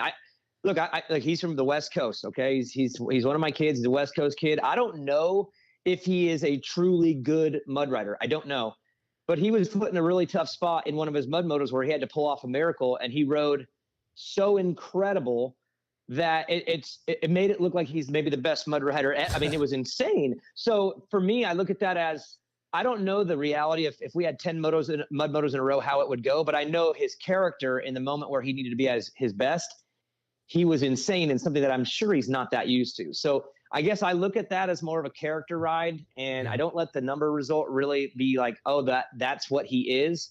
So it's more of like, all right, well, let's see what your character's like, and the results kind of get a little wishy-washy from there, you know? Right. Yeah, I know that's a big part of what you look at is, the character, and I like that about you. You're definitely family-oriented, and, you want what's best for these kids. So that's something, and we talked about that last year when you first took this job, that was a big part of what you were interested in is the kids first, racing second. Yeah, but then they go together, which is the cool part, right? You're essentially trying to help the kids become professional, which there's more to it than just the dirt bike side, but it all stems from the dirt bike because that's what they love. So I'm enjoying it. Like I really am. And I'm getting more comfortable in the job too, because obviously there's a lot to learn, but I really enjoy the racing side. I'll tell you what, that's been the biggest takeaway for me just now that I'm settling in, is just how much I enjoy the race side of the sport. You know, the sport there's a lot of different pieces of the sport that make it one, but being in the pits and being at the track and being at the gate and being with these kids, that's just a fun place to be. You know, I was a racer for a long time, forever. So I'm enjoying like going to the gate and being in racer mode, but not having to be the one that does it. You know? Sure. You know, it's really fun in this role. It wasn't as fun as the guy having to do it, but I like where I'm at. Well, yeah, you mentioned that you've been in this role for about a year and a half, right before Loretta's in 2022. And recently this year, you decided to step away from the TV broadcast to place I don't think that's exactly what you want to do, but because of the different things going on with Orange Brigade, you want to focus on that. And then you have obviously stepped up to be partners at Next Level 101 facility. So yeah, are you happy with where life is, or have you settled in? Are you comfortable with your role as of, today? Yeah, no, I'm glad you asked that question, because that's, I think, become more clear for me every single trip I've gone on. I feel like that's been kind of like the steps of removing myself from my last chapter and kind of moving into my next one is, the combine was a big piece of that, just going there and being on the race side of the fence. Again, and visiting all my friends in the TV compound. Of course, I went and saw everybody, but being on the race side, and then Loretta Lynn's and now Budds Creek, it's like each big race I go to, I feel like I'm getting closer to being settled in with my new reality, where my life is now. So I'm super happy with it, though. Again, it's fulfilling in a different way, and it's pretty close to being like fully cemented into the new role. It takes a little bit of time to transition out of what you've been for a long time. Even the way I look at the sport is changing now, because I'm not just purely entertaining. Now I'm entertaining but trying to race through a bunch of little motivated athletes. So I feel like I'm still in kind of a little bit of a transition mode in my full settling in, but it's getting closer after every race. Yeah, I see it in your face when I see you, man. And yeah, you're definitely stoked. It's not an act. It's really cool to see.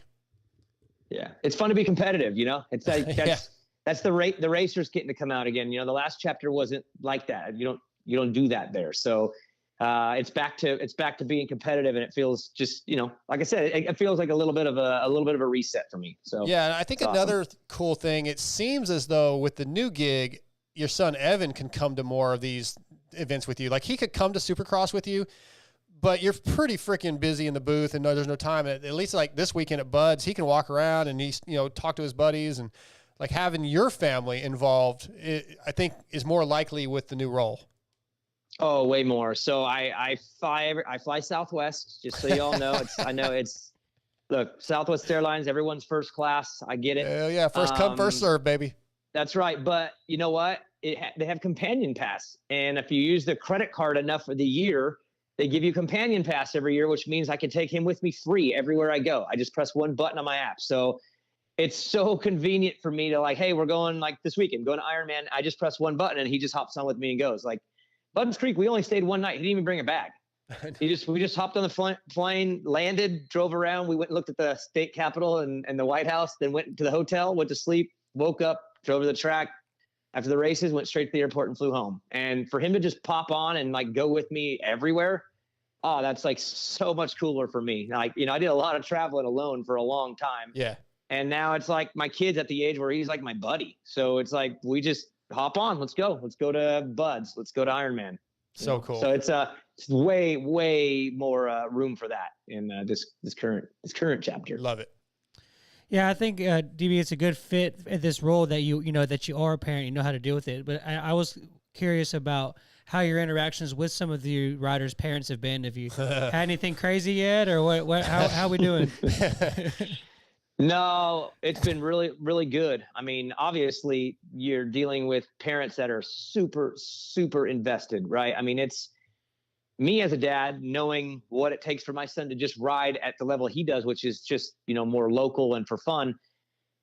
It's insane how much these families have to commit to be competitive in this. It's very, very tough.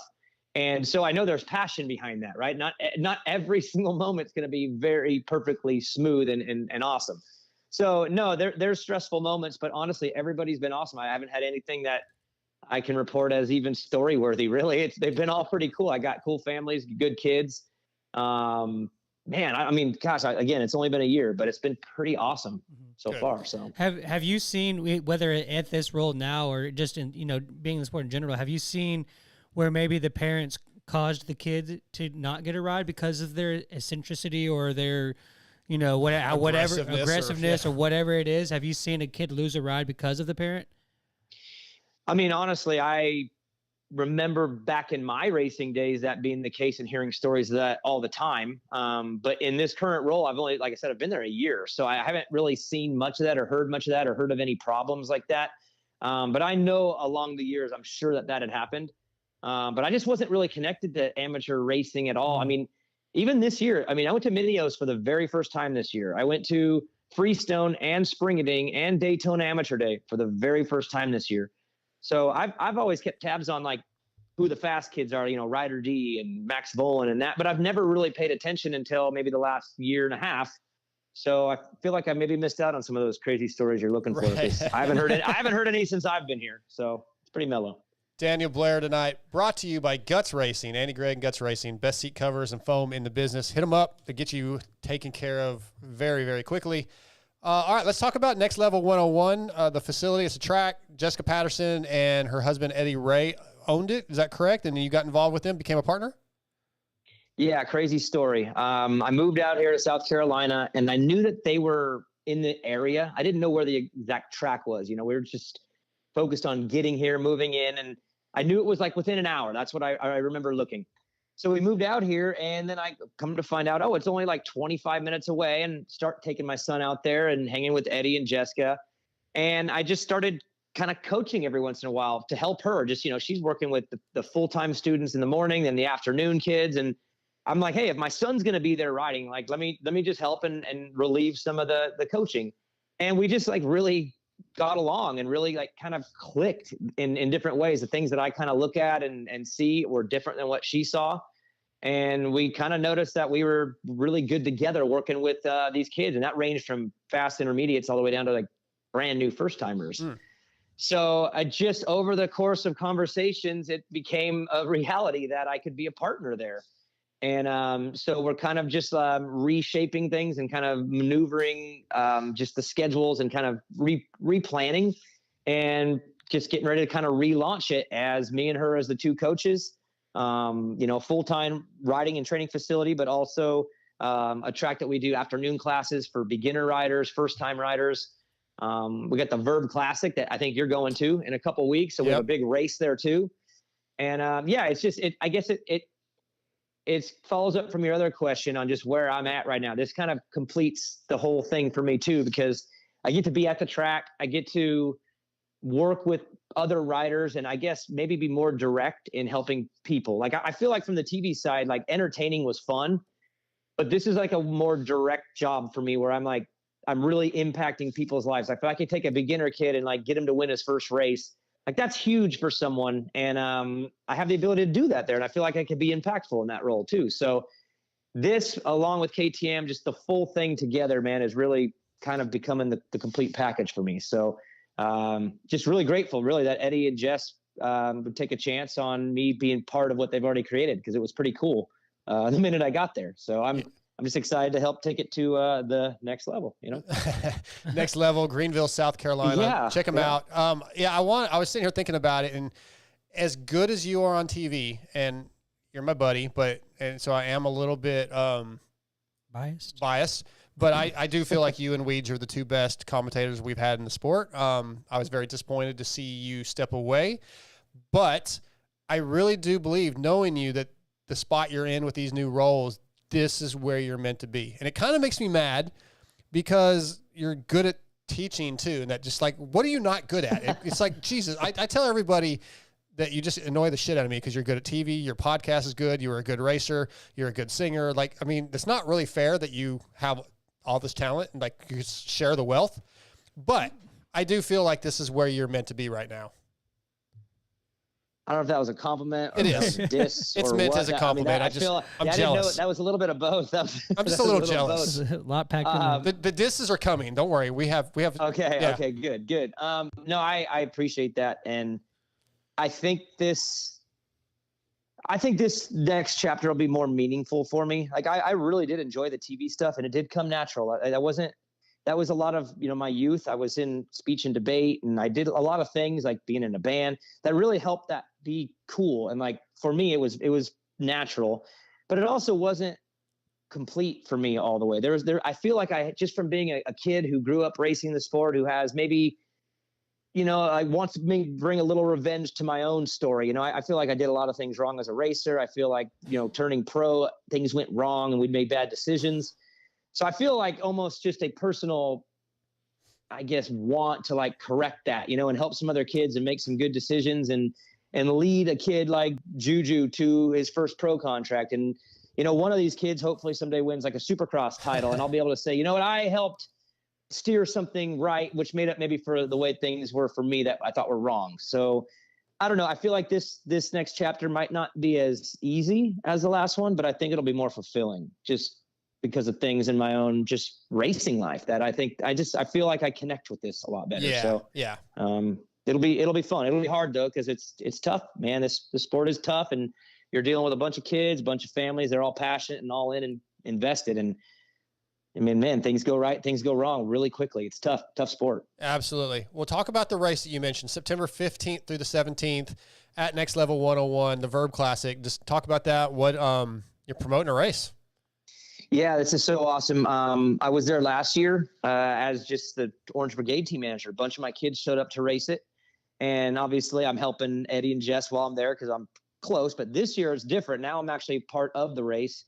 And it's been cool. We've been working with Verb. It's the Verb Classic. So they're when it comes to like promotion and just the way they do that type of stuff, it's so awesome. And now I get to be in like the meetings with them where they're discussing how they're going to launch the advertisement campaign and how they're doing this and that. So it's cool to be on the other side of a race and know how it's being put together and who's doing what and when it's being done. And it's a lot more complicated than I thought. So it's Yeah. exciting. And I guess for me, the most important thing is just to help them because they already know how to do it. I'm just there to kind of assist at this point. So I'm just watching and helping where I'm asked. And I'm excited though. Yeah. September 15th to 17th. And it's in the Greenville, South Carolina area, but it's, Next Level 101. It's going to be awesome. Will the fastest man in Piedmont be there?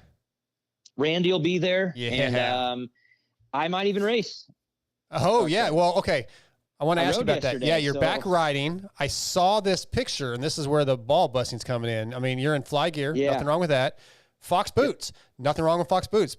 But you can't wear them together, dude. It's not allowed. Hey, I do too, DB. Don't worry. So this sucks, man, to be honest with you. And I almost deleted the pic, but I'm Should've. not like, because I feel like if I walk in it, I'm going to I have to own it. But what happened was I got all my gear. I got a new bike from KTM. I got fly gear from JT. I didn't have boots yet. And someone loaned me a pair of Fox boots because I wanted to ride on this specific day. I was excited to ride this day. The weather was good. The track was mellow. Like it was perfect for me to ride. Right. So I just wore the Fox boots, no big deal. And then Jessica took a photo of me and sent it to me. And I didn't even think, I just put it up and kind of made a little joke and threw it up and then put my phone down and went out and rode. And when I came back, immediately I'm getting all these DMs and moto memes, boom, immediately got me. And I didn't even know about the boot thing until he said whatever he said. I went, oh crap, I didn't crop those out. And by that time it was too far gone. Like, what am I supposed to do? Delete it and look like a sissy? Like I just had to take it and it sucks, but it happened. Like it is, whatever. I'd rather you ride but you're still going to get made fun of. See, I guess. Yeah, I got Alpine Stars coming, so Yeah. we're fine. I borrowed those to get through the day, and just the picture got out on accident. So Yeah, see, I don't ever get that because I'm poor, and if it works and it protects my feet or my head or whatever it is, I'm putting it on. I used to be that way too. Yeah, whatever I can afford, works, no doubt. I've got one more question for you. Then I think Scotty's got one to wrap up. We'll let you go. Yep. How's the podcast going? Main Event Moto, Toolman Dan, producer Joe. How's everything going with that? that's awesome. Right when I get off here with you, I got our show. We our regular show, our regular podcast, we actually live stream it now too, so that all the fans can kind of get behind the scenes and watch us record. We do commercial breaks. Obviously, that doesn't make it on the show. We post edit. So it's kind of a cool way to get behind the scenes while we record.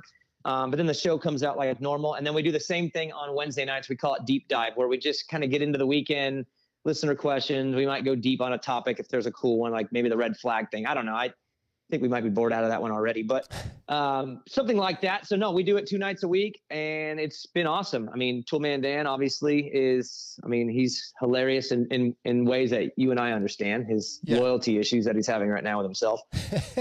And then producer Joe, obviously, like, just one of my best friends. So just be able to talk to him, like, straight up talk to him 2 nights a week. It's awesome. That's why the podcast will never go anywhere, because it forces me and Joe to talk to each other 2 times a week, and that can't stop. So we joked about that the other day. We're like, the show will never stop, because I want to talk to you at least twice a week. Yeah. I just got a text. I got a text from my other co-host who's actually at work that wants you to add a Sur-On class or some kind of e-bike type class to the Verb Classic. I'll look into that. We'll put it on Wes Williams, see what he says. Put it on Wes. You want to close this thing out, Scotty? Yeah, so I'm sure, you were talking about doing deep dives and stuff. I'm sure you've talked about this, but you were obviously you were early on the generational talent train, and you kind of started the whole thing. And it's obviously panning out that way. But my question was, he throws things at the wall, and once in a while some stick. Yeah, okay, I don't think so. I think he was on it. But does this undefeated season that he's had going so far? It's not quite there, but it's almost. Is that par for the course of what you kind of thought, or is that still like a surprise to you in a way? I mean, what I really meant when I said all that was just, you could see that he was going to be one of the ones that won a lot. And to me, generational talent didn't mean like once in a lifetime type thing. I meant like the guys who went in and won a lot, like Villapoto and Dungy and Stu and Chad. Like, to me, it was obvious, like, he hadn't won a title yet, but this guy's going to probably end up with a lot of them. And that's what I meant by that, because you could just see how young he was and how talented he was, that the people around him, I think, were going to keep it glued. He'd be good. So I did not think it was going to be this. And now it's been this will be 5 straight championships, an undefeated season, possibly as a 19/20-year-old rookie. I mean, no, I thought he could be one of the cool guys that we've seen in the last 20 years that wins 4 to 6 titles. That's what I thought. Right. I didn't know it was this. That's insane. This is like, it's crazy to say it, but I'll say it too. This is like, could be the best of all time when it's all said and done. Like the math is there on his side based on his age and based on how good he is. He could be the one that ends up breaking it all and ends up being the singular best of all time. That's actually possible now, but that's not all the way what I meant when I said what I said. I just thought he would be like a Tomac or a Dungy or a Stu. And the next great. He's like, the next great, not the next, maybe the best ever. Greatest of all I didn't time. know that far. The new go. So Iron Man, 2 motos left. I think it was your 2020 prediction that Chase would win the championship. You were super high on Chase back then. Now we've got generational. Does Chase beat him in a moto at Ironman? Because I'm calling it final moto. Chase knocks it out. We will not go undefeated. I mean, honestly, this is the best chance for Chase for 2 reasons. Number one, I think this track is a good track for him. It straight up is. It's a Chase track. And number 2 is Jet he's done some silly stuff on the last day sometimes. Even when he wins them and clinches them, he's always had this funny thing like Hangtown, and I think that one of the Supercross ones was a little weird too. I mean, and I don't blame him. We're talking about like months work of build up to this. I said it on my podcast last week. Like when you used to play Mario Brothers, you go through the whole damn game, and then right before the end, you die, and you have to go back to the beginning. How pissed you would be as a kid. It's like that for Jet. Like he's made it all the way through the level, and now he's at like the boss, like Bowser. And dude, if you lose, it starts over. Yes, like you don't get it. And so I feel like Jet, as much as he's handled everything so perfectly, most of everything, this is a new type of pressure because it's not something he was initially chasing. He didn't work for this. This is just landed on his lap this year, and now he has to go and defend the last 2 motos, and it's a different type of pressure. So I think he's going to deal with a lot of pressure, and Chase is going to be great. And if I had to choose, this sucks, man, but I think he gets it. I think he gets it. Okay. I'll lean, but I think it could be wild. But I think he gets it. Yeah, we're going to, people always say I put 110% in, and we all know there's actually no such thing. But I think at Ironman, Chase is going to put as close to 101% in as humanly possible. Yeah, he will. It's going to be honestly, I'm more excited for this one, obviously, than any, because it's the last one. It is really like there's an end now. So it's like he either does it or doesn't. Exactly. It's pretty cool. And you said you'll be there? You'll be at Ironman? I'll be there. Yep. All right. I'll see you there, man. With the boys again. So I'll see you there. Okay. Sounds good. I know I got to let you go. Have a good show. Tell the boys I said what's up. Awesome. Later, guys. All right. See you, DB. That's Daniel Blair, brought to you tonight by Guts Racing. That's a good interview, man. Daniel's always great. Oh, yeah. Like you said, he's good at everything, right? Yeah. He really is, man. Okay. Don't be mad about it. No, I'm not. I'm just jealous. Can I have some musical ability, please? Can I just have a little bit? Maybe you can teach yourself how to play the guitar. No, if you really want I can't. To. My buddy that plays guitar from Madonna, it's like, anybody can learn. I'm like, no. If you're tone deaf and you don't need to be tone deaf to play guitar. Dude, I do not have it. Trust me, I don't. I have no rhythm. I don't have any of the skills that you need to play an instrument. If you dedicated and you said, I'm going to play a guitar for an hour every single day, and after a couple of years, you'd eventually figure it out. A couple of years? Maybe. Okay. Don't say never. You might be right, but I still doubt it. I just don't think, because, I don't know. Regardless, Daniel pisses me off. I love Daniel Blair. He's my buddy. But he doesn't need to be so good at so many things. Nobody should be able to be really, really, really like top notch at more than 1 or 2 things. And he's got like 5 or 6, and it's a bunch of BS. FXR is designed by racers for racers with industry-leading fit, finish, and performance. Progression is the name of the game with every new piece created. At FXR, we push our brand to the next level to provide you with the best products possible. Visit fxrracing.com to see the numerous gear lines and colorways, as well as their snow lines and lifestyle casual wear. Speaking of their casual wear, if you're watching on YouTube right now, I got my brand new collared FXR shirt. I don't ever own collared shirts because dress shirts, quote unquote, or nice shirts. No, I'm a t-shirt guy. That's what I wear. But I needed something for the Raise It for USA golf tournament, and I asked Brad this weekend if I could get a collared shirt. And today a package shows up with like 4 or 5 different types of collared shirts. That's awesome. Thank you, FXR. Thanks you, Brad. Thank you for being part of the show.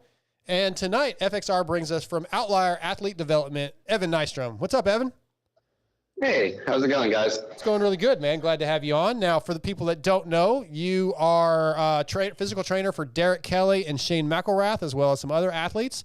Give us a little bit of your background. It's been a while since you've been on. We have some new listeners. So, yeah, what's your background?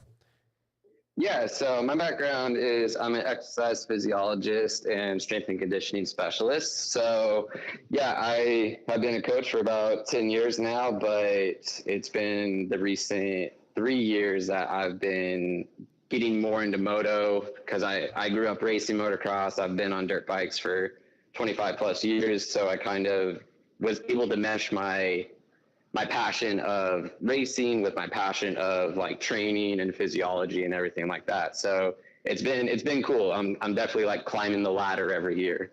So, yeah, you've been working with Derek Kelly for a long time, and I know Shane McElrath is new to the program this year. But before we get into that, explain what a physiologist, what does that mean? Yeah, so physiology or like a physiologist is we're just looking at basically like biology of the human body, right? So we get into all the different systems like skeletal, muscular, circulatory, and all that sort of stuff. So like all that really is just like a fancy term for saying like we know the body. Yeah, right. So I probably should have reached out to you recently when I cracked some ribs a few weeks ago, and I kept having pain other than the ribs. And I guess this weekend we kind of determined that I'm probably tearing the cartilage because I keep working out. So maybe I should have reached out to somebody like you that knew what they were doing instead of me just deciding I'm going to do what I want to do. Yeah.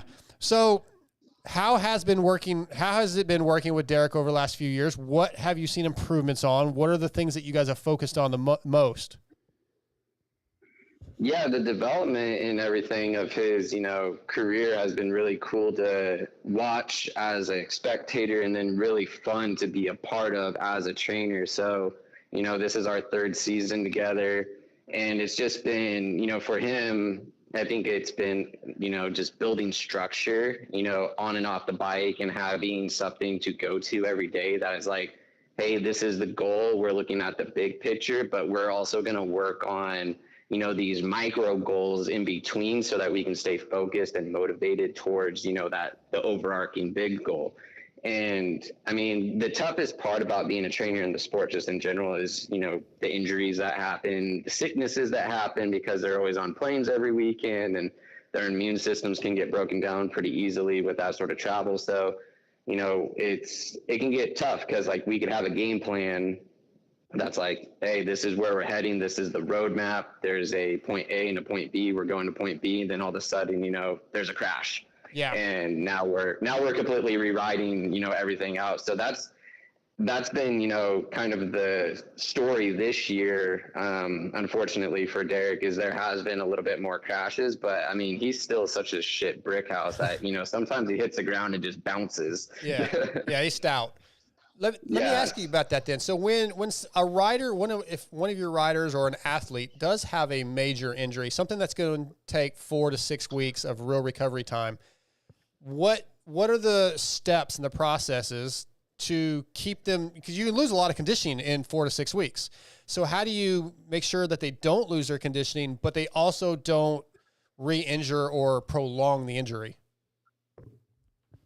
Yeah, it really kind of depends. Like, I mean, the magnitude of the injury, if we're talking like it's a fracture to a wrist, right? Like they throw them in a soft cast for 4 weeks and, they can basically do everything and anything but for ride at that point. So like keeping the conditioning and even, a lot of the like lower body strength and, unilateral upper body strength and core strength becomes very easy in that way. Cause it's just like, okay, we just have to, eliminate that left wrist or whatever it is. But, if we're talking about an injury like Derek did have this season where he got landed on at Salt Lake, and he had internal injury, that becomes just like, we kind of shift the training program away from like training per se, and we kind of make it more of like a recovery program. So what can we do from a rest and recovery standpoint to try and speed up those injuries and help them heal better? So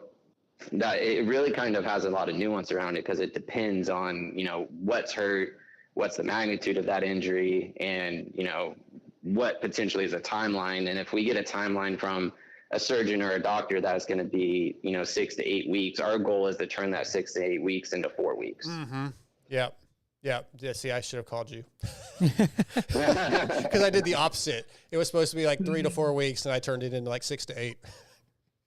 Yeah, that's the other side of it, right? Yeah. So like we have to be careful, because there is that potential where you do take a 6-week injury and like you think you're doing the right thing and moving in the right direction, and then all it takes is one slip up, and 6 weeks is now 12 weeks. Yep. Yeah. That's what I get for thinking I know what I'm doing.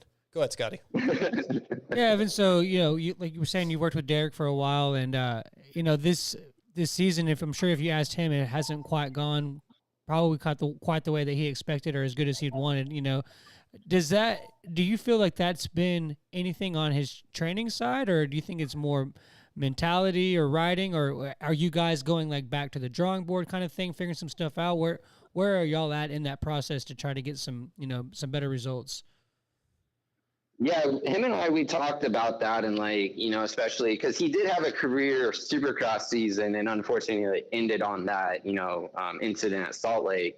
But, come moto, he was behind the 8 ball quite a bit because of that injury. Mm-hmm. So he had no testing going into Paula, hardly any hours on the bike, and he was going in without a setup, which, as we all know, like, that Paula track is gnarly. So without even having a moto setup on a new chassis, because they went from the previous KTM chassis to the new chassis. So it wasn't like they were able to take the data from last season and just like transfer it over. Mm-hmm. So it was really hard for him to be like, I'm in such great, shape as far as I feel. My injuries are healing. I feel like I'm ready to go do it. And then the bike wasn't there just simply because he had no time to test on it. And that's no one's fault whatsoever. It's just the circumstances of, the injury.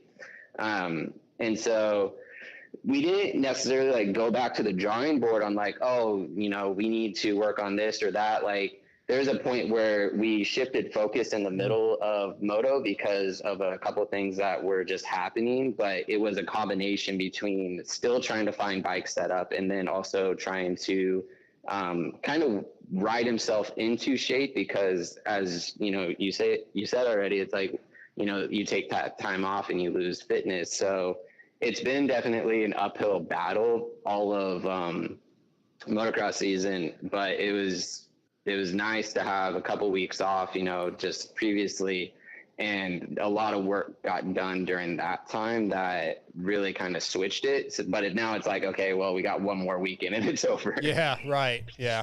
Yeah, I know. We like DK here, and it's just, I feel like I haven't just seen much of him. So, I was wondering what that was, part of that. I guess I didn't realize how much the extent of the injury he had been dealing with.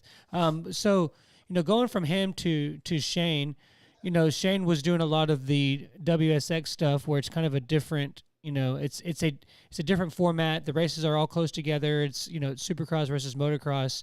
How much does a training plan for those guys change for those short intermittent bursts rather than the long motos like what you've been working on with DK?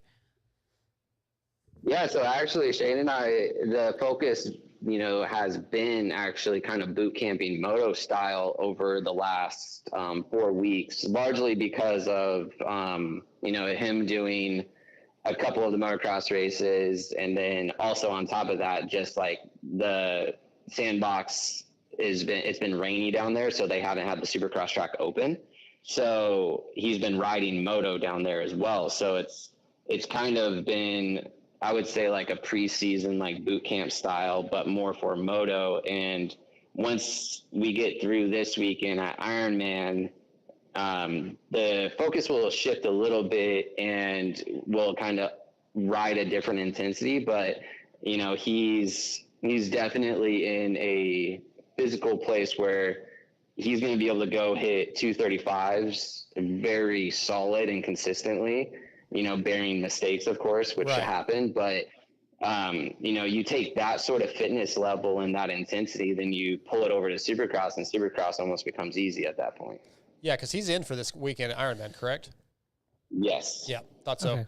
How did you hook up with Shane, and how'd that relationship start? So it's funny because, it's just like anything in the sport, you go off of one person that that leads to the next person.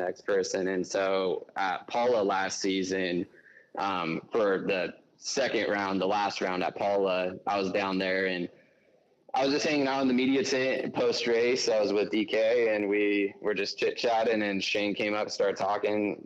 I introduced myself, and then when he was up here, or I say up here, I'm in Texas right now, but when he was up in Washington for the Washougal National,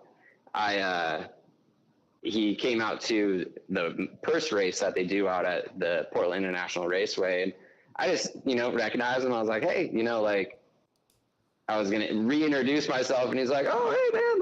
It's just, he remembered me, and I was like, cool. So I was like, hey, I'm going to be up at the track this weekend, doing some race day stuff with Derek already. Are you interested in doing that? And he's like, yeah, let's go. I've been looking for this. And, that was just like a one-day thing. But then we were like, hey, let's talk this week and see what we can actually do as far as working together on a full program. Okay. Yeah. So, those two guys are solid guys. Is there a rider out there that, if you don't feel like you want to name him, that's fine. But do you feel like there's somebody out there that you want to work with, or do you feel that I know what this guy needs, whether they're already doing good or maybe they're struggling a little bit? Is there anybody that you feel that you could really help them with their program and they could benefit from you? Yeah, it's funny you say that. That's like a conversation I'd have with my wife. She'd be like, what's your North Star? What's your big goal? And and Adam Cincerillo really comes to mind. He's one of those riders that has been plagued through his career thus far with these different injuries that happen, and it is a part of the sport. But his body, he grew so fast when he was in his teens that his body kind of formed a little bit differently. And it's not to say anything against who he's working with right now. I'm sure everything that they're doing is the best of their ability to help him be the best that he can be, as we all try and do for our athletes. But personality wise, to what he potentially would need, to where I feel I could assist, I really, kind of see AC as a matchup that would be if we could link up, one of these years, it could be a really good thing for him as a rider, and then obviously for myself as a coach. Yeah, that's funny because that's kind of who I was thinking too. Because I remember last time we had you on the show, we were talking about stuff how they sometimes the guys cool down too rapidly. They put the towels in the wrong spot and stuff, and I still see them doing that on the podium. Dude, I think about that every time. I know, don't do it. Yeah, Yeah. There have been times where I've been at the track and I'm so overheated, and I think about what you told us, and I can't help it. I got to do it because I just got to I have to feel that water down my back. But well, I think Jed. I feel like Jed does it. Yeah, they dump a bottle of water on his head as soon as he gets off. At the GNCC that I did in Florida this year, when I got overheated and dehydrated, and they started to pour water on me, and I was like, no, stop. Don't. I made them stop because it was way too much too quick in that incident. Yeah. So that was definitely some information you and I both took away from him. Yeah. I always think about that now. Yeah. How do you decide? Your program has to change per athlete, from athlete to athlete. So what do you do to kind of figure out, well, okay, Shane needs this and Derek needs this and whoever needs this? Is it just time with them and kind of seeing how they work and how their body works? Yeah, in a way, it's, it's the beauty of, being a coach for, the last 10 years is you kind of learn these little things about how the body kind of moves, and also the different ins and outs of different muscle fiber types that people house. There's athletes that are more built to, be marathoners, and there's athletes that are more built to be sprinters. And then there's the in-between athletes. And So you kind of learn how their body has developed over time into, you know, what it is. And then I take that and be like, okay, what's your previous injuries? What are your limitations? What do you think your weaknesses are? I can see certain weaknesses based upon their biomechanic movement on the bike. So I look at it from like a physics standpoint, like, okay, you're leveraging improperly, your fulcrums are off, the weight distribution, and then I can kind of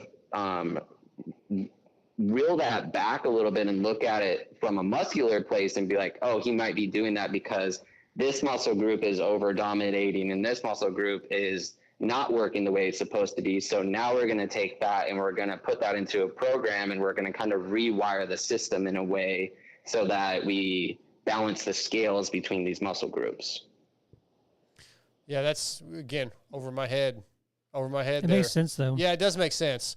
I like having somebody like Evan just to like tell me what I need to do though, instead of having to learn why I need to do it. Just tell me what I need to do. Yeah, I do have riders that, you know, it's funny because there's two type of rider that I work with. There's the ones that are like, you know, teach me, right? Like teach me the ins and outs so I can understand it better. And then there's the riders that are like, just tell me what to do. That's me. And there's no right or wrong to that. It's just a personality type, right? Yeah. It's probably better to understand why, but yeah, it'd probably be better, but I'm getting old. I don't have any more room left in I don't need any more knowledge. Oh, are you there?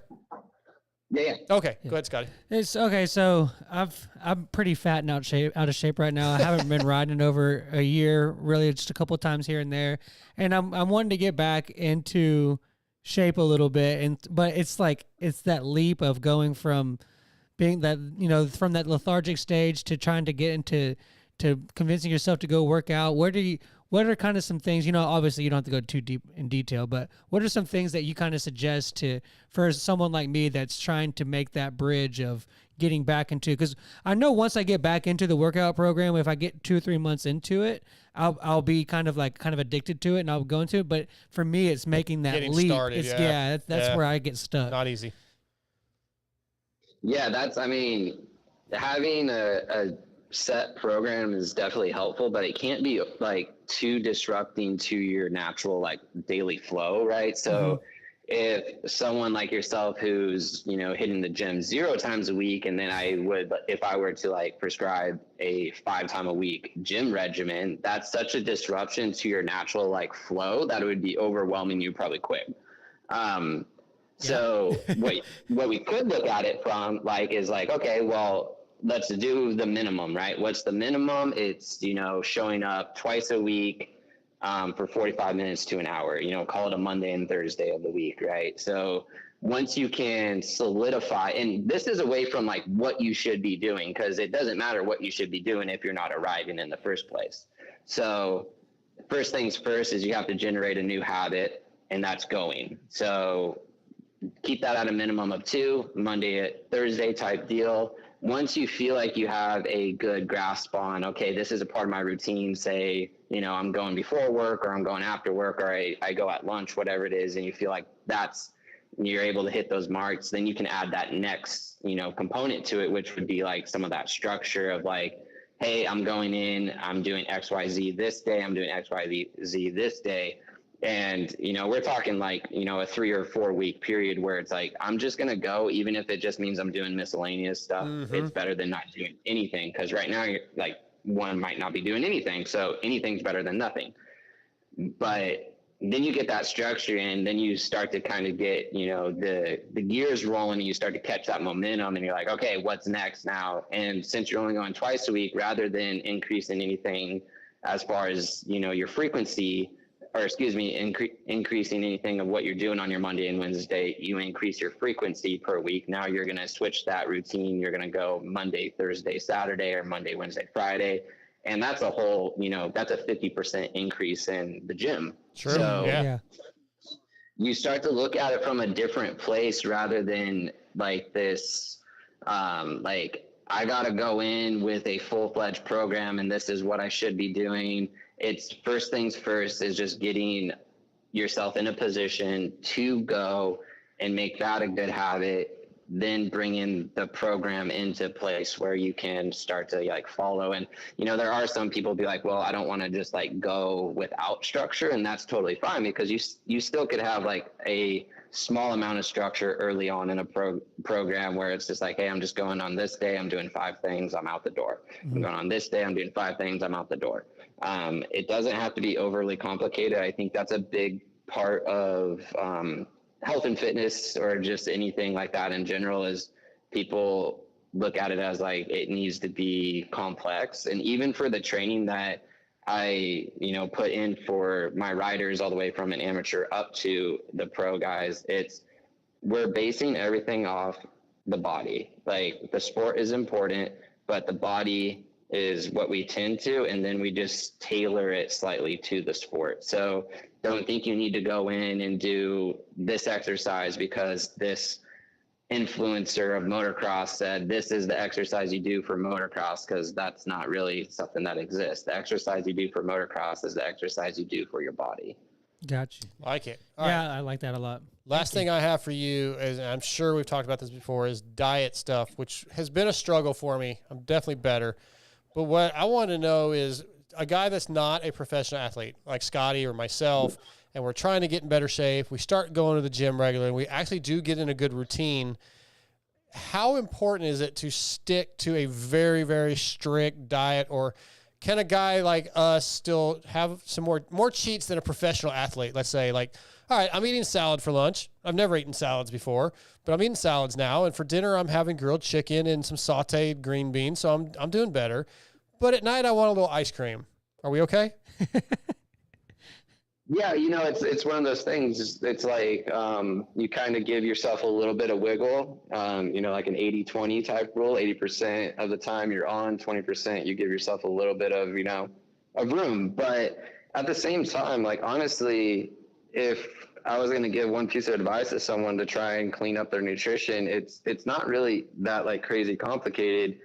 It's try to not eat things that are coming out of boxes and packages, right? You know, so eat real food, shop the perimeter of the grocery store. Like, it's so cliche to say that, but it's really just the gist of it. Because if you look at different diet ways, you know, a keto, a paleo, a vegan, a carnivore, whatever these like things that people can subscribe to, the most common denominator of all of them is they removed processed foods. So it's just removing things that are highly processed.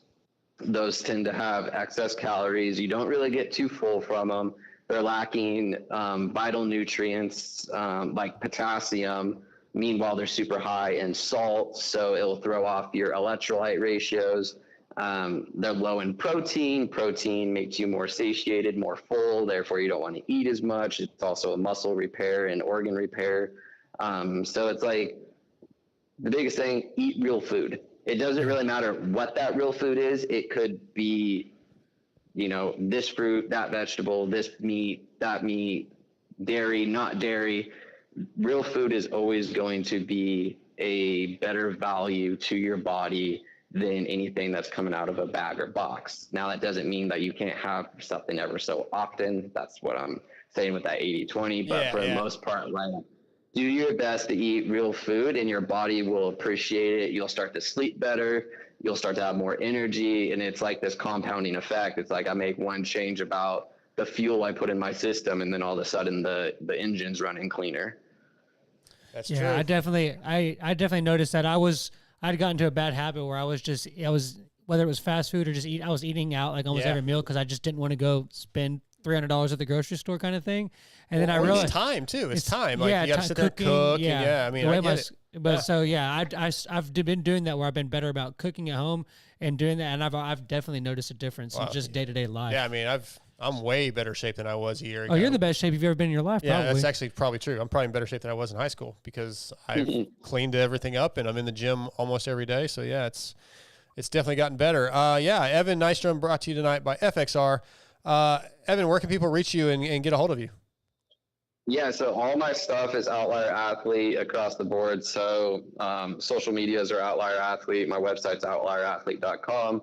I'm active on those platforms, so if anyone ever wants to reach out, just go ahead, follow, shoot a DM. I always check my request messages and stuff like that. So I do my best to get back to people, and I'm more than happy to answer questions.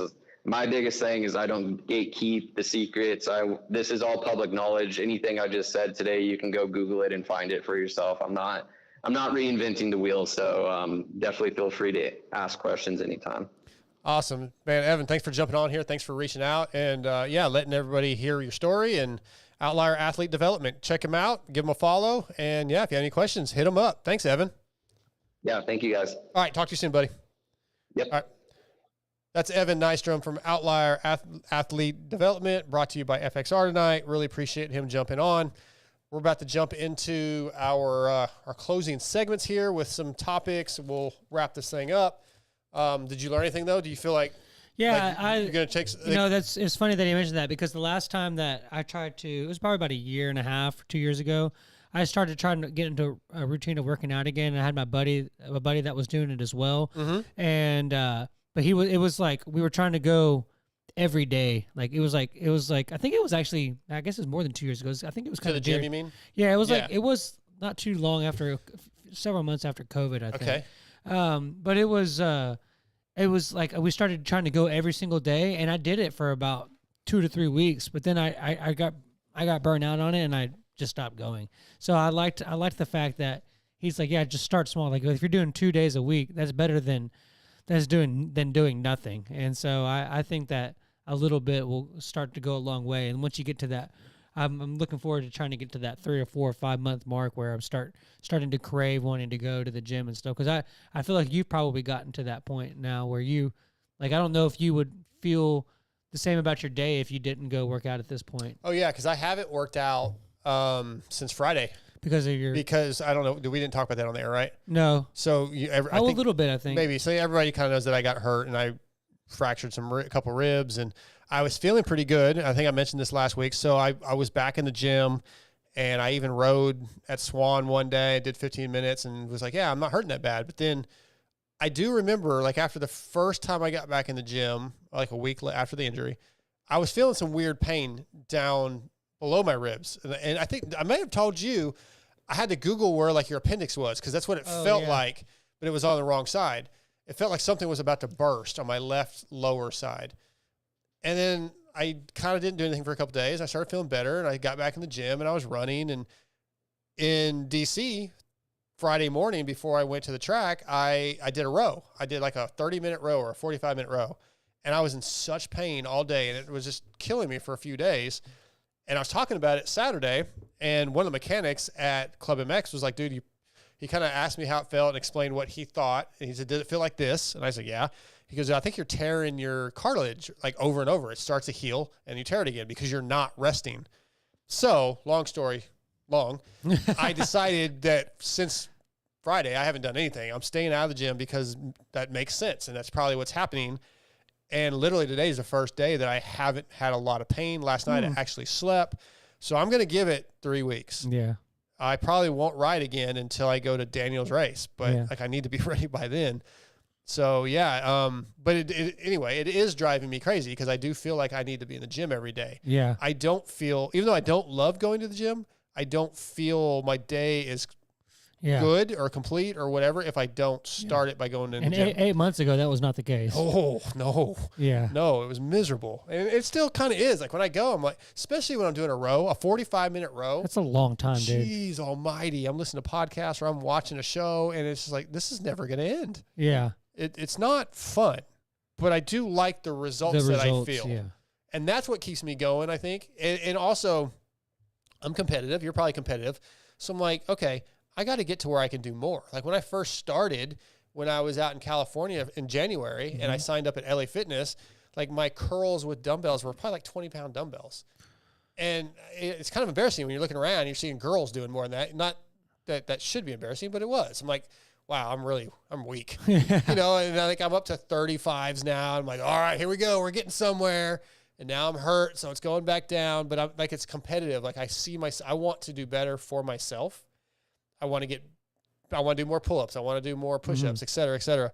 I want to be able to run longer. So, yeah, I find that part enjoyable when it's over, if that makes sense. Yeah. No, okay. That's I'm with you on that. I agree. Okay, Motul, founded in 1853. Motul is a 170-year-old company that is present in over 160 countries globally, offering exclusive technologies and their patented ester core technology for your machine. Their featured product tonight is the Shine and Go. Give you a ride at Shineback. The Motul E10 Shine and Go spray is our go-to detailer at the MotoXpod show for all of our bikes. Motul E10 Shine and Go spray cleans and restores plastic to like new conditions while leaving a protective film that repels dirt and grime. It smells like citrus, which is almost as I thought you were about to say something. I saw you look up. No. Almost as cool as your garage, smelling like race gas. You can find this and the entire Motul Powersport product lineup at shopmotul.com. Use promo code VITAL20 to receive 20% off your order of $50 or more, or go to your local dealer and see if they have Motul products and pick them out as support for the MotoXpod show. What I want to do tonight on the Motul email segment, last week we had the discussion of the dream vacation, 2-week Moto dream vacation. We got a couple responses and I want to read them. Shane Bagley, who always is involved, and I really appreciate Shane being involved. He sends emails every week. He said, I've been looking for a BMW 1250 GS Adventure for some long distance and adventure stuff. I'd love to do coast to coast on the Trans-American Trail. 4,203 miles of minimum paved, mostly dirt and trial roads. That would be a great American adventure. It's a long ride. It's a long ride, yeah. But hey, man, yeah, I think it'd be a great story. Yeah. Most of it would be fun. I feel like you'd have to build up to that. Like just like we're cycling on a bicycle, your taint and your butt's gonna hurt. Yeah. Like, you got to build up. Yeah, don't do it like I did when I tried to do that hard enduro where I hadn't rode 8 months and just showed up to Barnwell. Yeah, and then just load your bike up in somebody's truck and leave. Yeah, exactly. That's what happens. Christopher Wood said, I would spend the first week racing the fastest man in Piedmont at vintage events, and then the last week reliving old crusty video locations throughout the world. That's a good one. All of this on a YZ with a Panthera 590cc smoker motor. Yeah. Okay? I don't know what a Panthera is. Do you? No, never heard of that. We're probably idiots. I bet everybody else knows. They're all probably, you're an idiot. Yeah. But no, that's cool. The Crusty Demons. Yeah. That's just cool. just any of those like legendary spots. Most of those probably have houses on them now. Yeah. Well, they're gonna love gonna love his. Set up a ramp and jump over. They're gonna love Christopher when he shows up. Yeah. Our boy Garrett Rockley said, okay, unlimited budget means I got Doc and the DeLorean from Back to the Future, and weed. Man, I probably should have pre-read this. Week one, we go to the mid-'80s and race Ascot Park. Good pool, Garrett. Ascot, legendary sprint car track. Oh, sprint Ascot, cars. well, they also ran flat track, like I think it was a half mile in Southern California. My dad used to take me there as a kid. It was actually featured on an episode of Chips, Ascot Park. Anyway. You were? Huh? You were? No, Ascot Park was. Oh, okay. No, not me. I was like, you were on Chips, bro? No, that'd be cool. Anyway, Ascot Park, Indian Dunes, and the crown jewel of American motocross, Carlsbad, and rip laps on my 250 two-stroke. Also, check out all the cool hidden spots that the SoCal guys rode, like the Flower Track, and get back into Ricci Canyon. Week 2, we are in Europe to ride places like, I don't know if I'm saying this right, Farley Castle, the Citadel in Belgium, and Magoria, also on a mid-'80s 250 two-stroke. Since I'm in the DeLorean, we watched the 86 Destinations at Majoria to see if it in all its glory. Well, this guy, TJ, would argue that because you can't time travel. It's not possible. Yeah, it's science. He's an idiot. Yes, you can time travel in this world. I was trying to edit. In our imagination, you can. I was trying to edit the chapters at the end of the show last week, and these two guys were just arguing. Yes, it was ridiculous. It was awesome. So those are the emails we've got. Again, MotoXpodShow@gmail.com is our email. Send your questions, your comments, your critiques, your 60 picks, your Prox Pro X highs and lows. Anything else you want us to talk about, your emails. Like, it doesn't really, again, I always say it doesn't have to be moto. I have a question here that we'll get to another time that says, what's the best lesson you learned from your mom? That's going to be a fun topic, I think. Okay. So you can send emails, questions like that. Also, don't forget to sign up. If you're part of Pulp Mix Fantasy, the MotoXpod show has its own league. I forgot to look and see who's leading right now. I had a killer week. I finished 21st overall. Oh, so now you love the game and you want to play it for years to come? Two things. I never said I was going to quit. I never said that I actually hate it. I just said I don't get upset when I do poorly. I'm not even that excited that I did well. It was cool. I did make an idiot of myself because I was like, okay, I get a prize. I went, I looked on Pulp Mix Fantasy. As soon as it comes up, it has all the prizes. Yeah. So I scrolled down to 21st, and it was like a full-on Works Connection kit, which was like a pro launch device, radiator braces, hour meter. Hang on, don't get so excited like I did. And easy clutch, the clutch perches. They're 1, 2, 3 easy clutch perch. I was like, that's a lot to give away each week. That's amazing. I texted Steve, hey, give my prize away on the show just to a listener. And he's like, well, what did you win? And I told him, he's like, listen, dummy, that's for the end of the season. Oh, yeah. Like that wasn't like literally what I won was a tumbler. he's like, just take your stupid tumbler. So anyway, I got overly excited because I thought it was going to get 1 week. Yeah. Yeah. That seemed like a lot, but I didn't read I didn't read everything. I just, way to go for some idiot. But anyway, sign up in our league, join the league. We'll have some prizes at the end of it. And then I want to give a shout out again to Troll Training for helping me out. You can get in on Troll Training for as little as $100 a month, and they will help you get in better shape, help you with your diet, help you with all kinds of things. It's really great. Go to trolltraining.com, look into it. Okay. We're going to move right on into the Luxon MXGP recap. This will be kind of quick. When it comes to triple clamp suspension and chassis parts, there is no comparison. Luxon MX makes the best parts you can buy. Luxon's advanced engineering background and techniques allow them to develop products that are unlike the rest. They're lighter and stronger with optimized stiffness to enhance your riding comfort and precision. Luxon products are designed, engineered, and made in the USA. If you're watching on YouTube, there's a set of triple clamps sitting on the end of the table. Luxon has provided for us. Check them out online at luxonmx.com, and all orders of $100 or more ship free within the continental US. MotoXpod, all one word, to save. The Luxon MXGP of the Netherlands, really good racing. Both the second motos, the MX2 class and the MXGP class, were amazing finishes. In free practice, I think it was, Herlings broke his collarbone. That sucks big time. He's hurt again. I was about to say, I thought he was back, that I didn't see him. Yeah, that stunk, but there was some really good racing. You didn't get to watch all of it. No, I watched. Did anything stand out? I don't like sand. Really? See, I love that track. I thought it was fantastic. It's not that was a good one. That was a pretty good one. I don't like riding sand. I don't really like watching sand. It's just, I don't know what it is. Watching that made me want to go ride sand. It looked like, and I don't mind riding sand, but it looked a lot of fun to me. But you didn't feel it. No, it's never been my your forte. Yeah, Fair enough. It's a lot of work, man. Yeah, well, there was just some amazing races. Like, let's go MXGP Moto 2. Coldenhoff was given everything he had to catch Jeremy Seawer, and Seawer put literally everything he had on the. Well, I say literally, put everything he had in the tank physically on the table. Like when he came off the track, he stayed in front of Coldenhoff, finished second overall or second in the Moto 2 race 2, whatever they call it.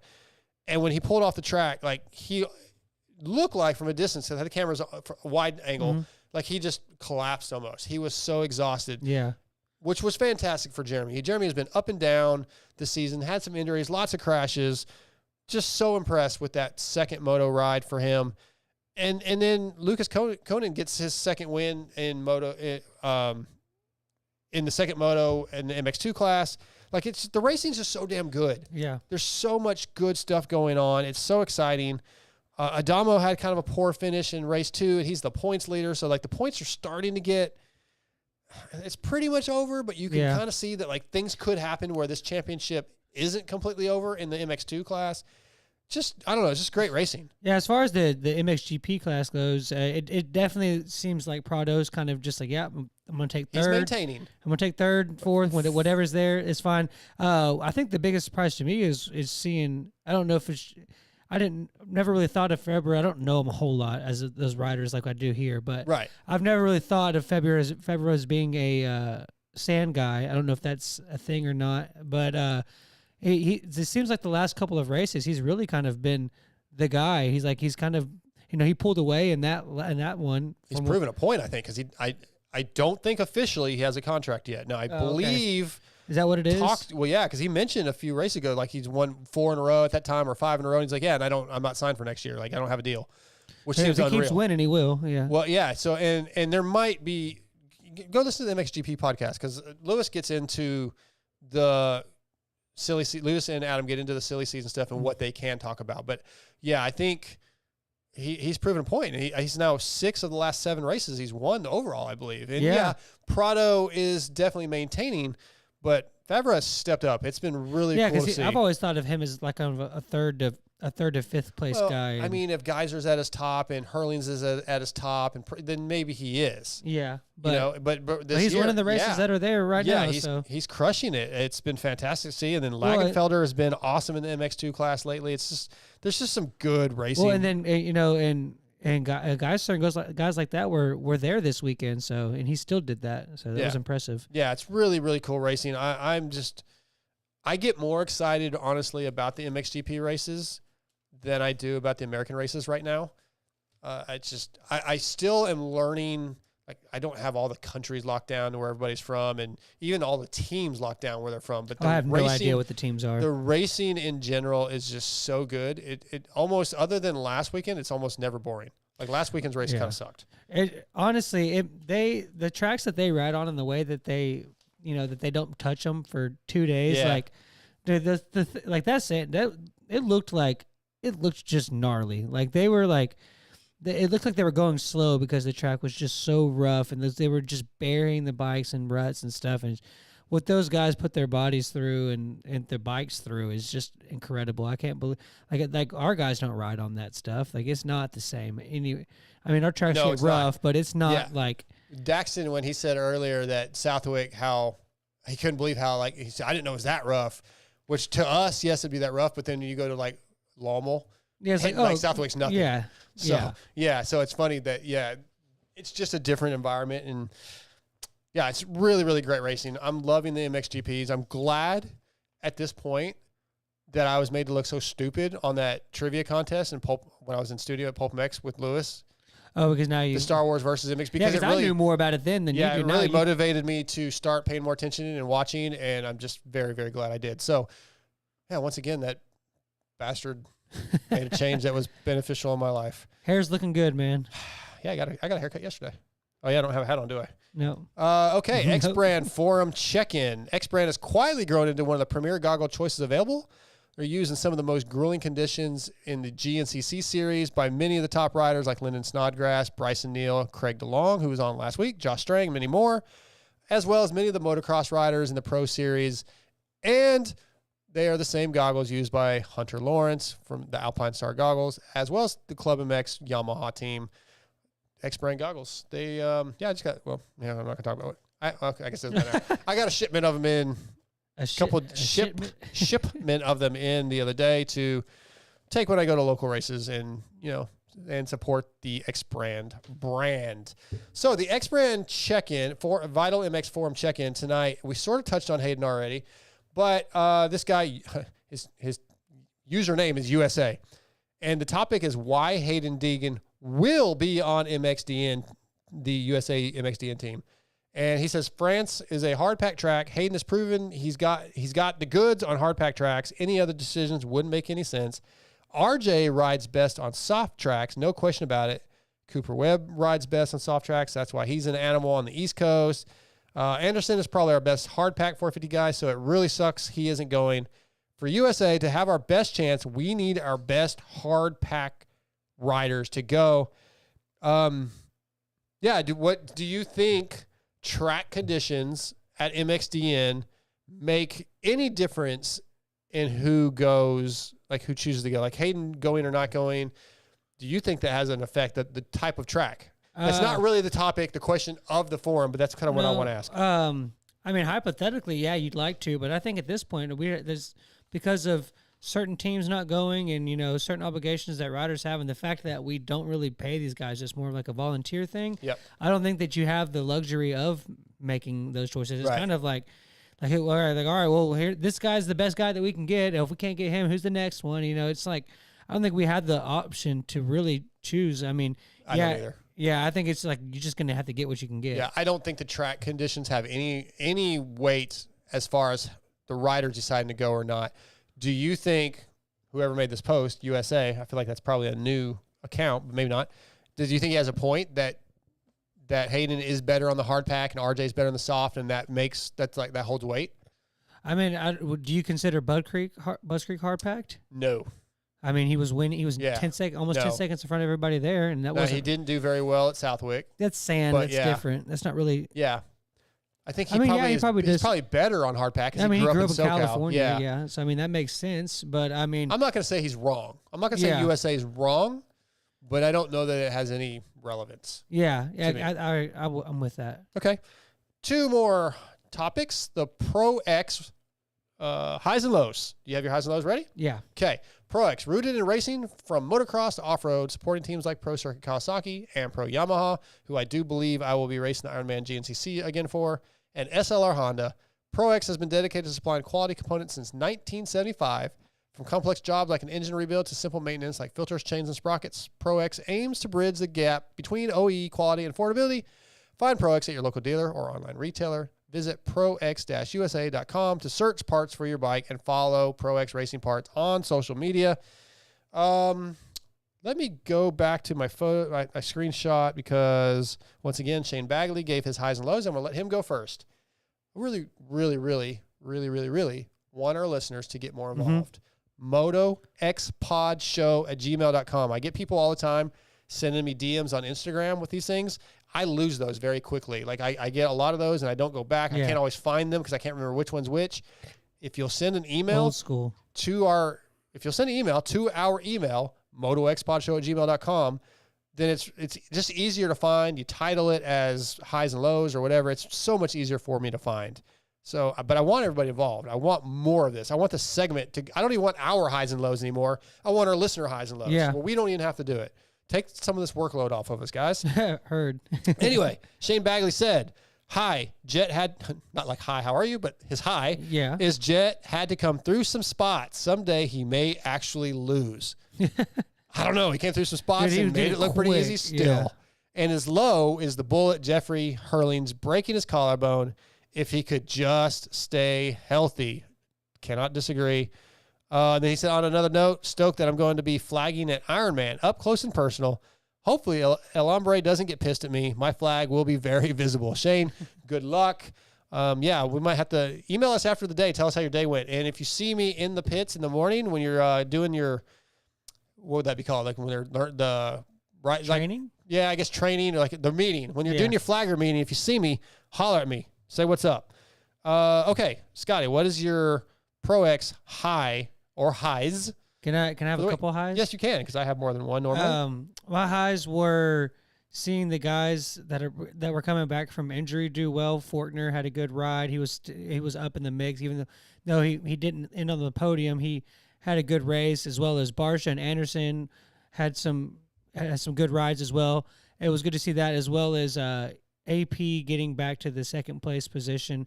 I feel like he should have been in the second or third place. Stoked. Yeah, I feel like he should have been second or third like this whole season. Yeah, and it just hasn't happened.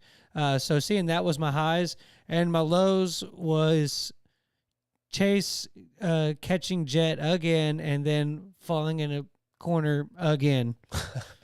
Because Chase is my guy, and I love watching him. You know, he's honestly like, you know, you predicted that he's going to win one. Yeah. I think that, you know, if he doesn't beat him, then it actually credits Jet's undefeated season more, because he actually had somebody. I'll give you that. Challenge, because like sure. when Stewart did it and kind of when Carmichael did it, they never had a battle.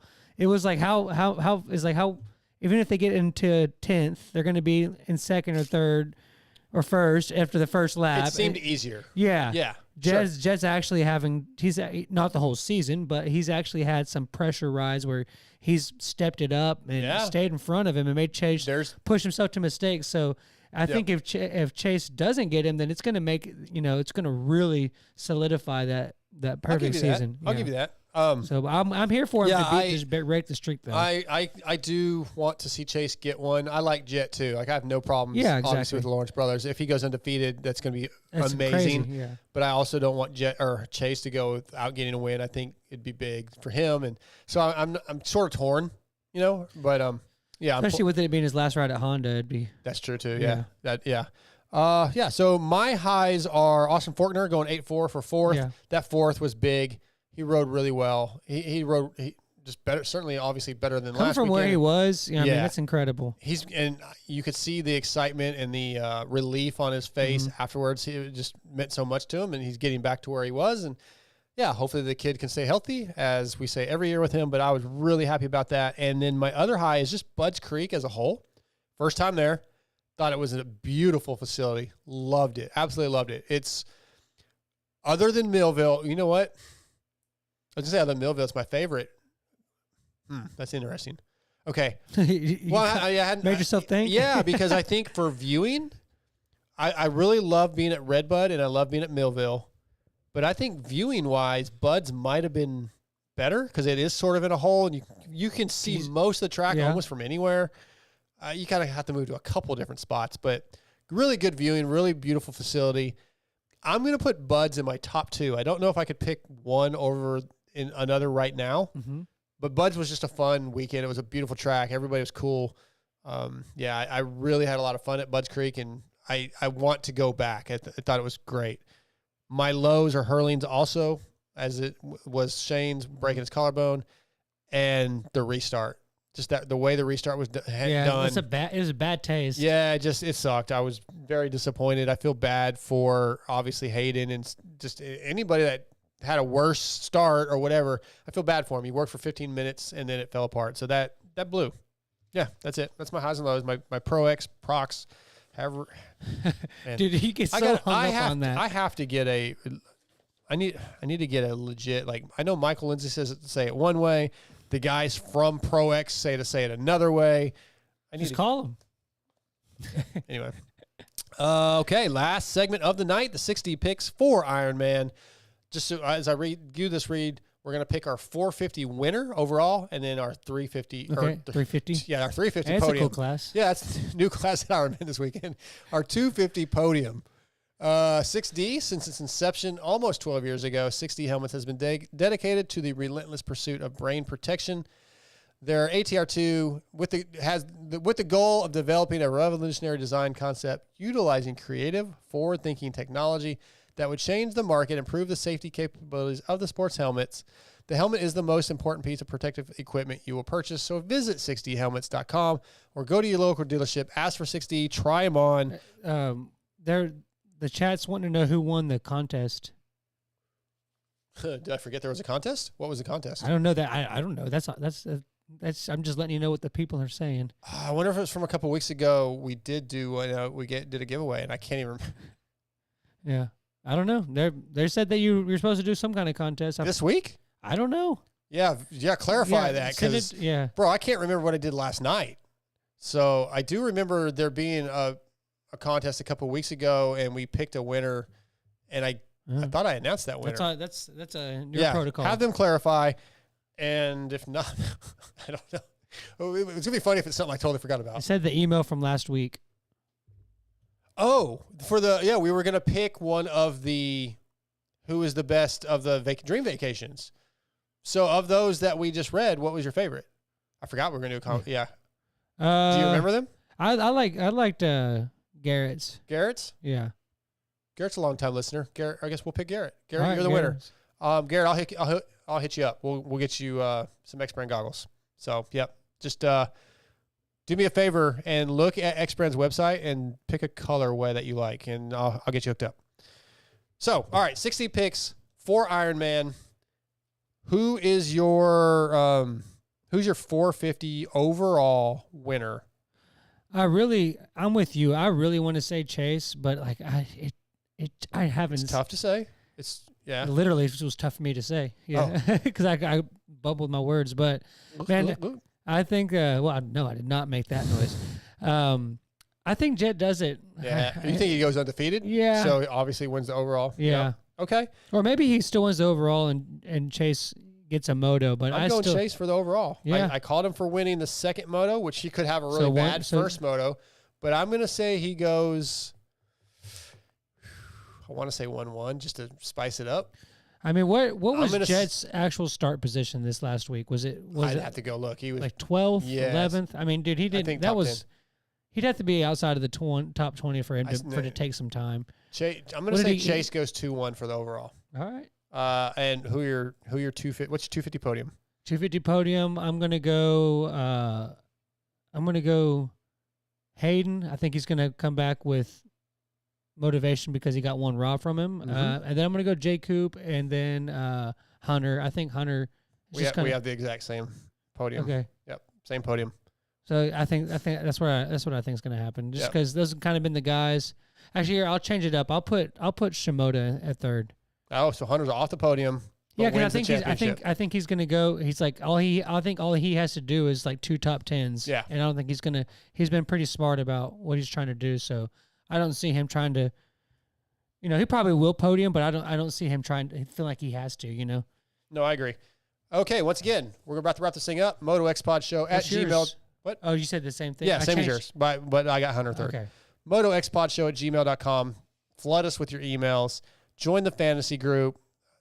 Appreciate you guys watching and listening.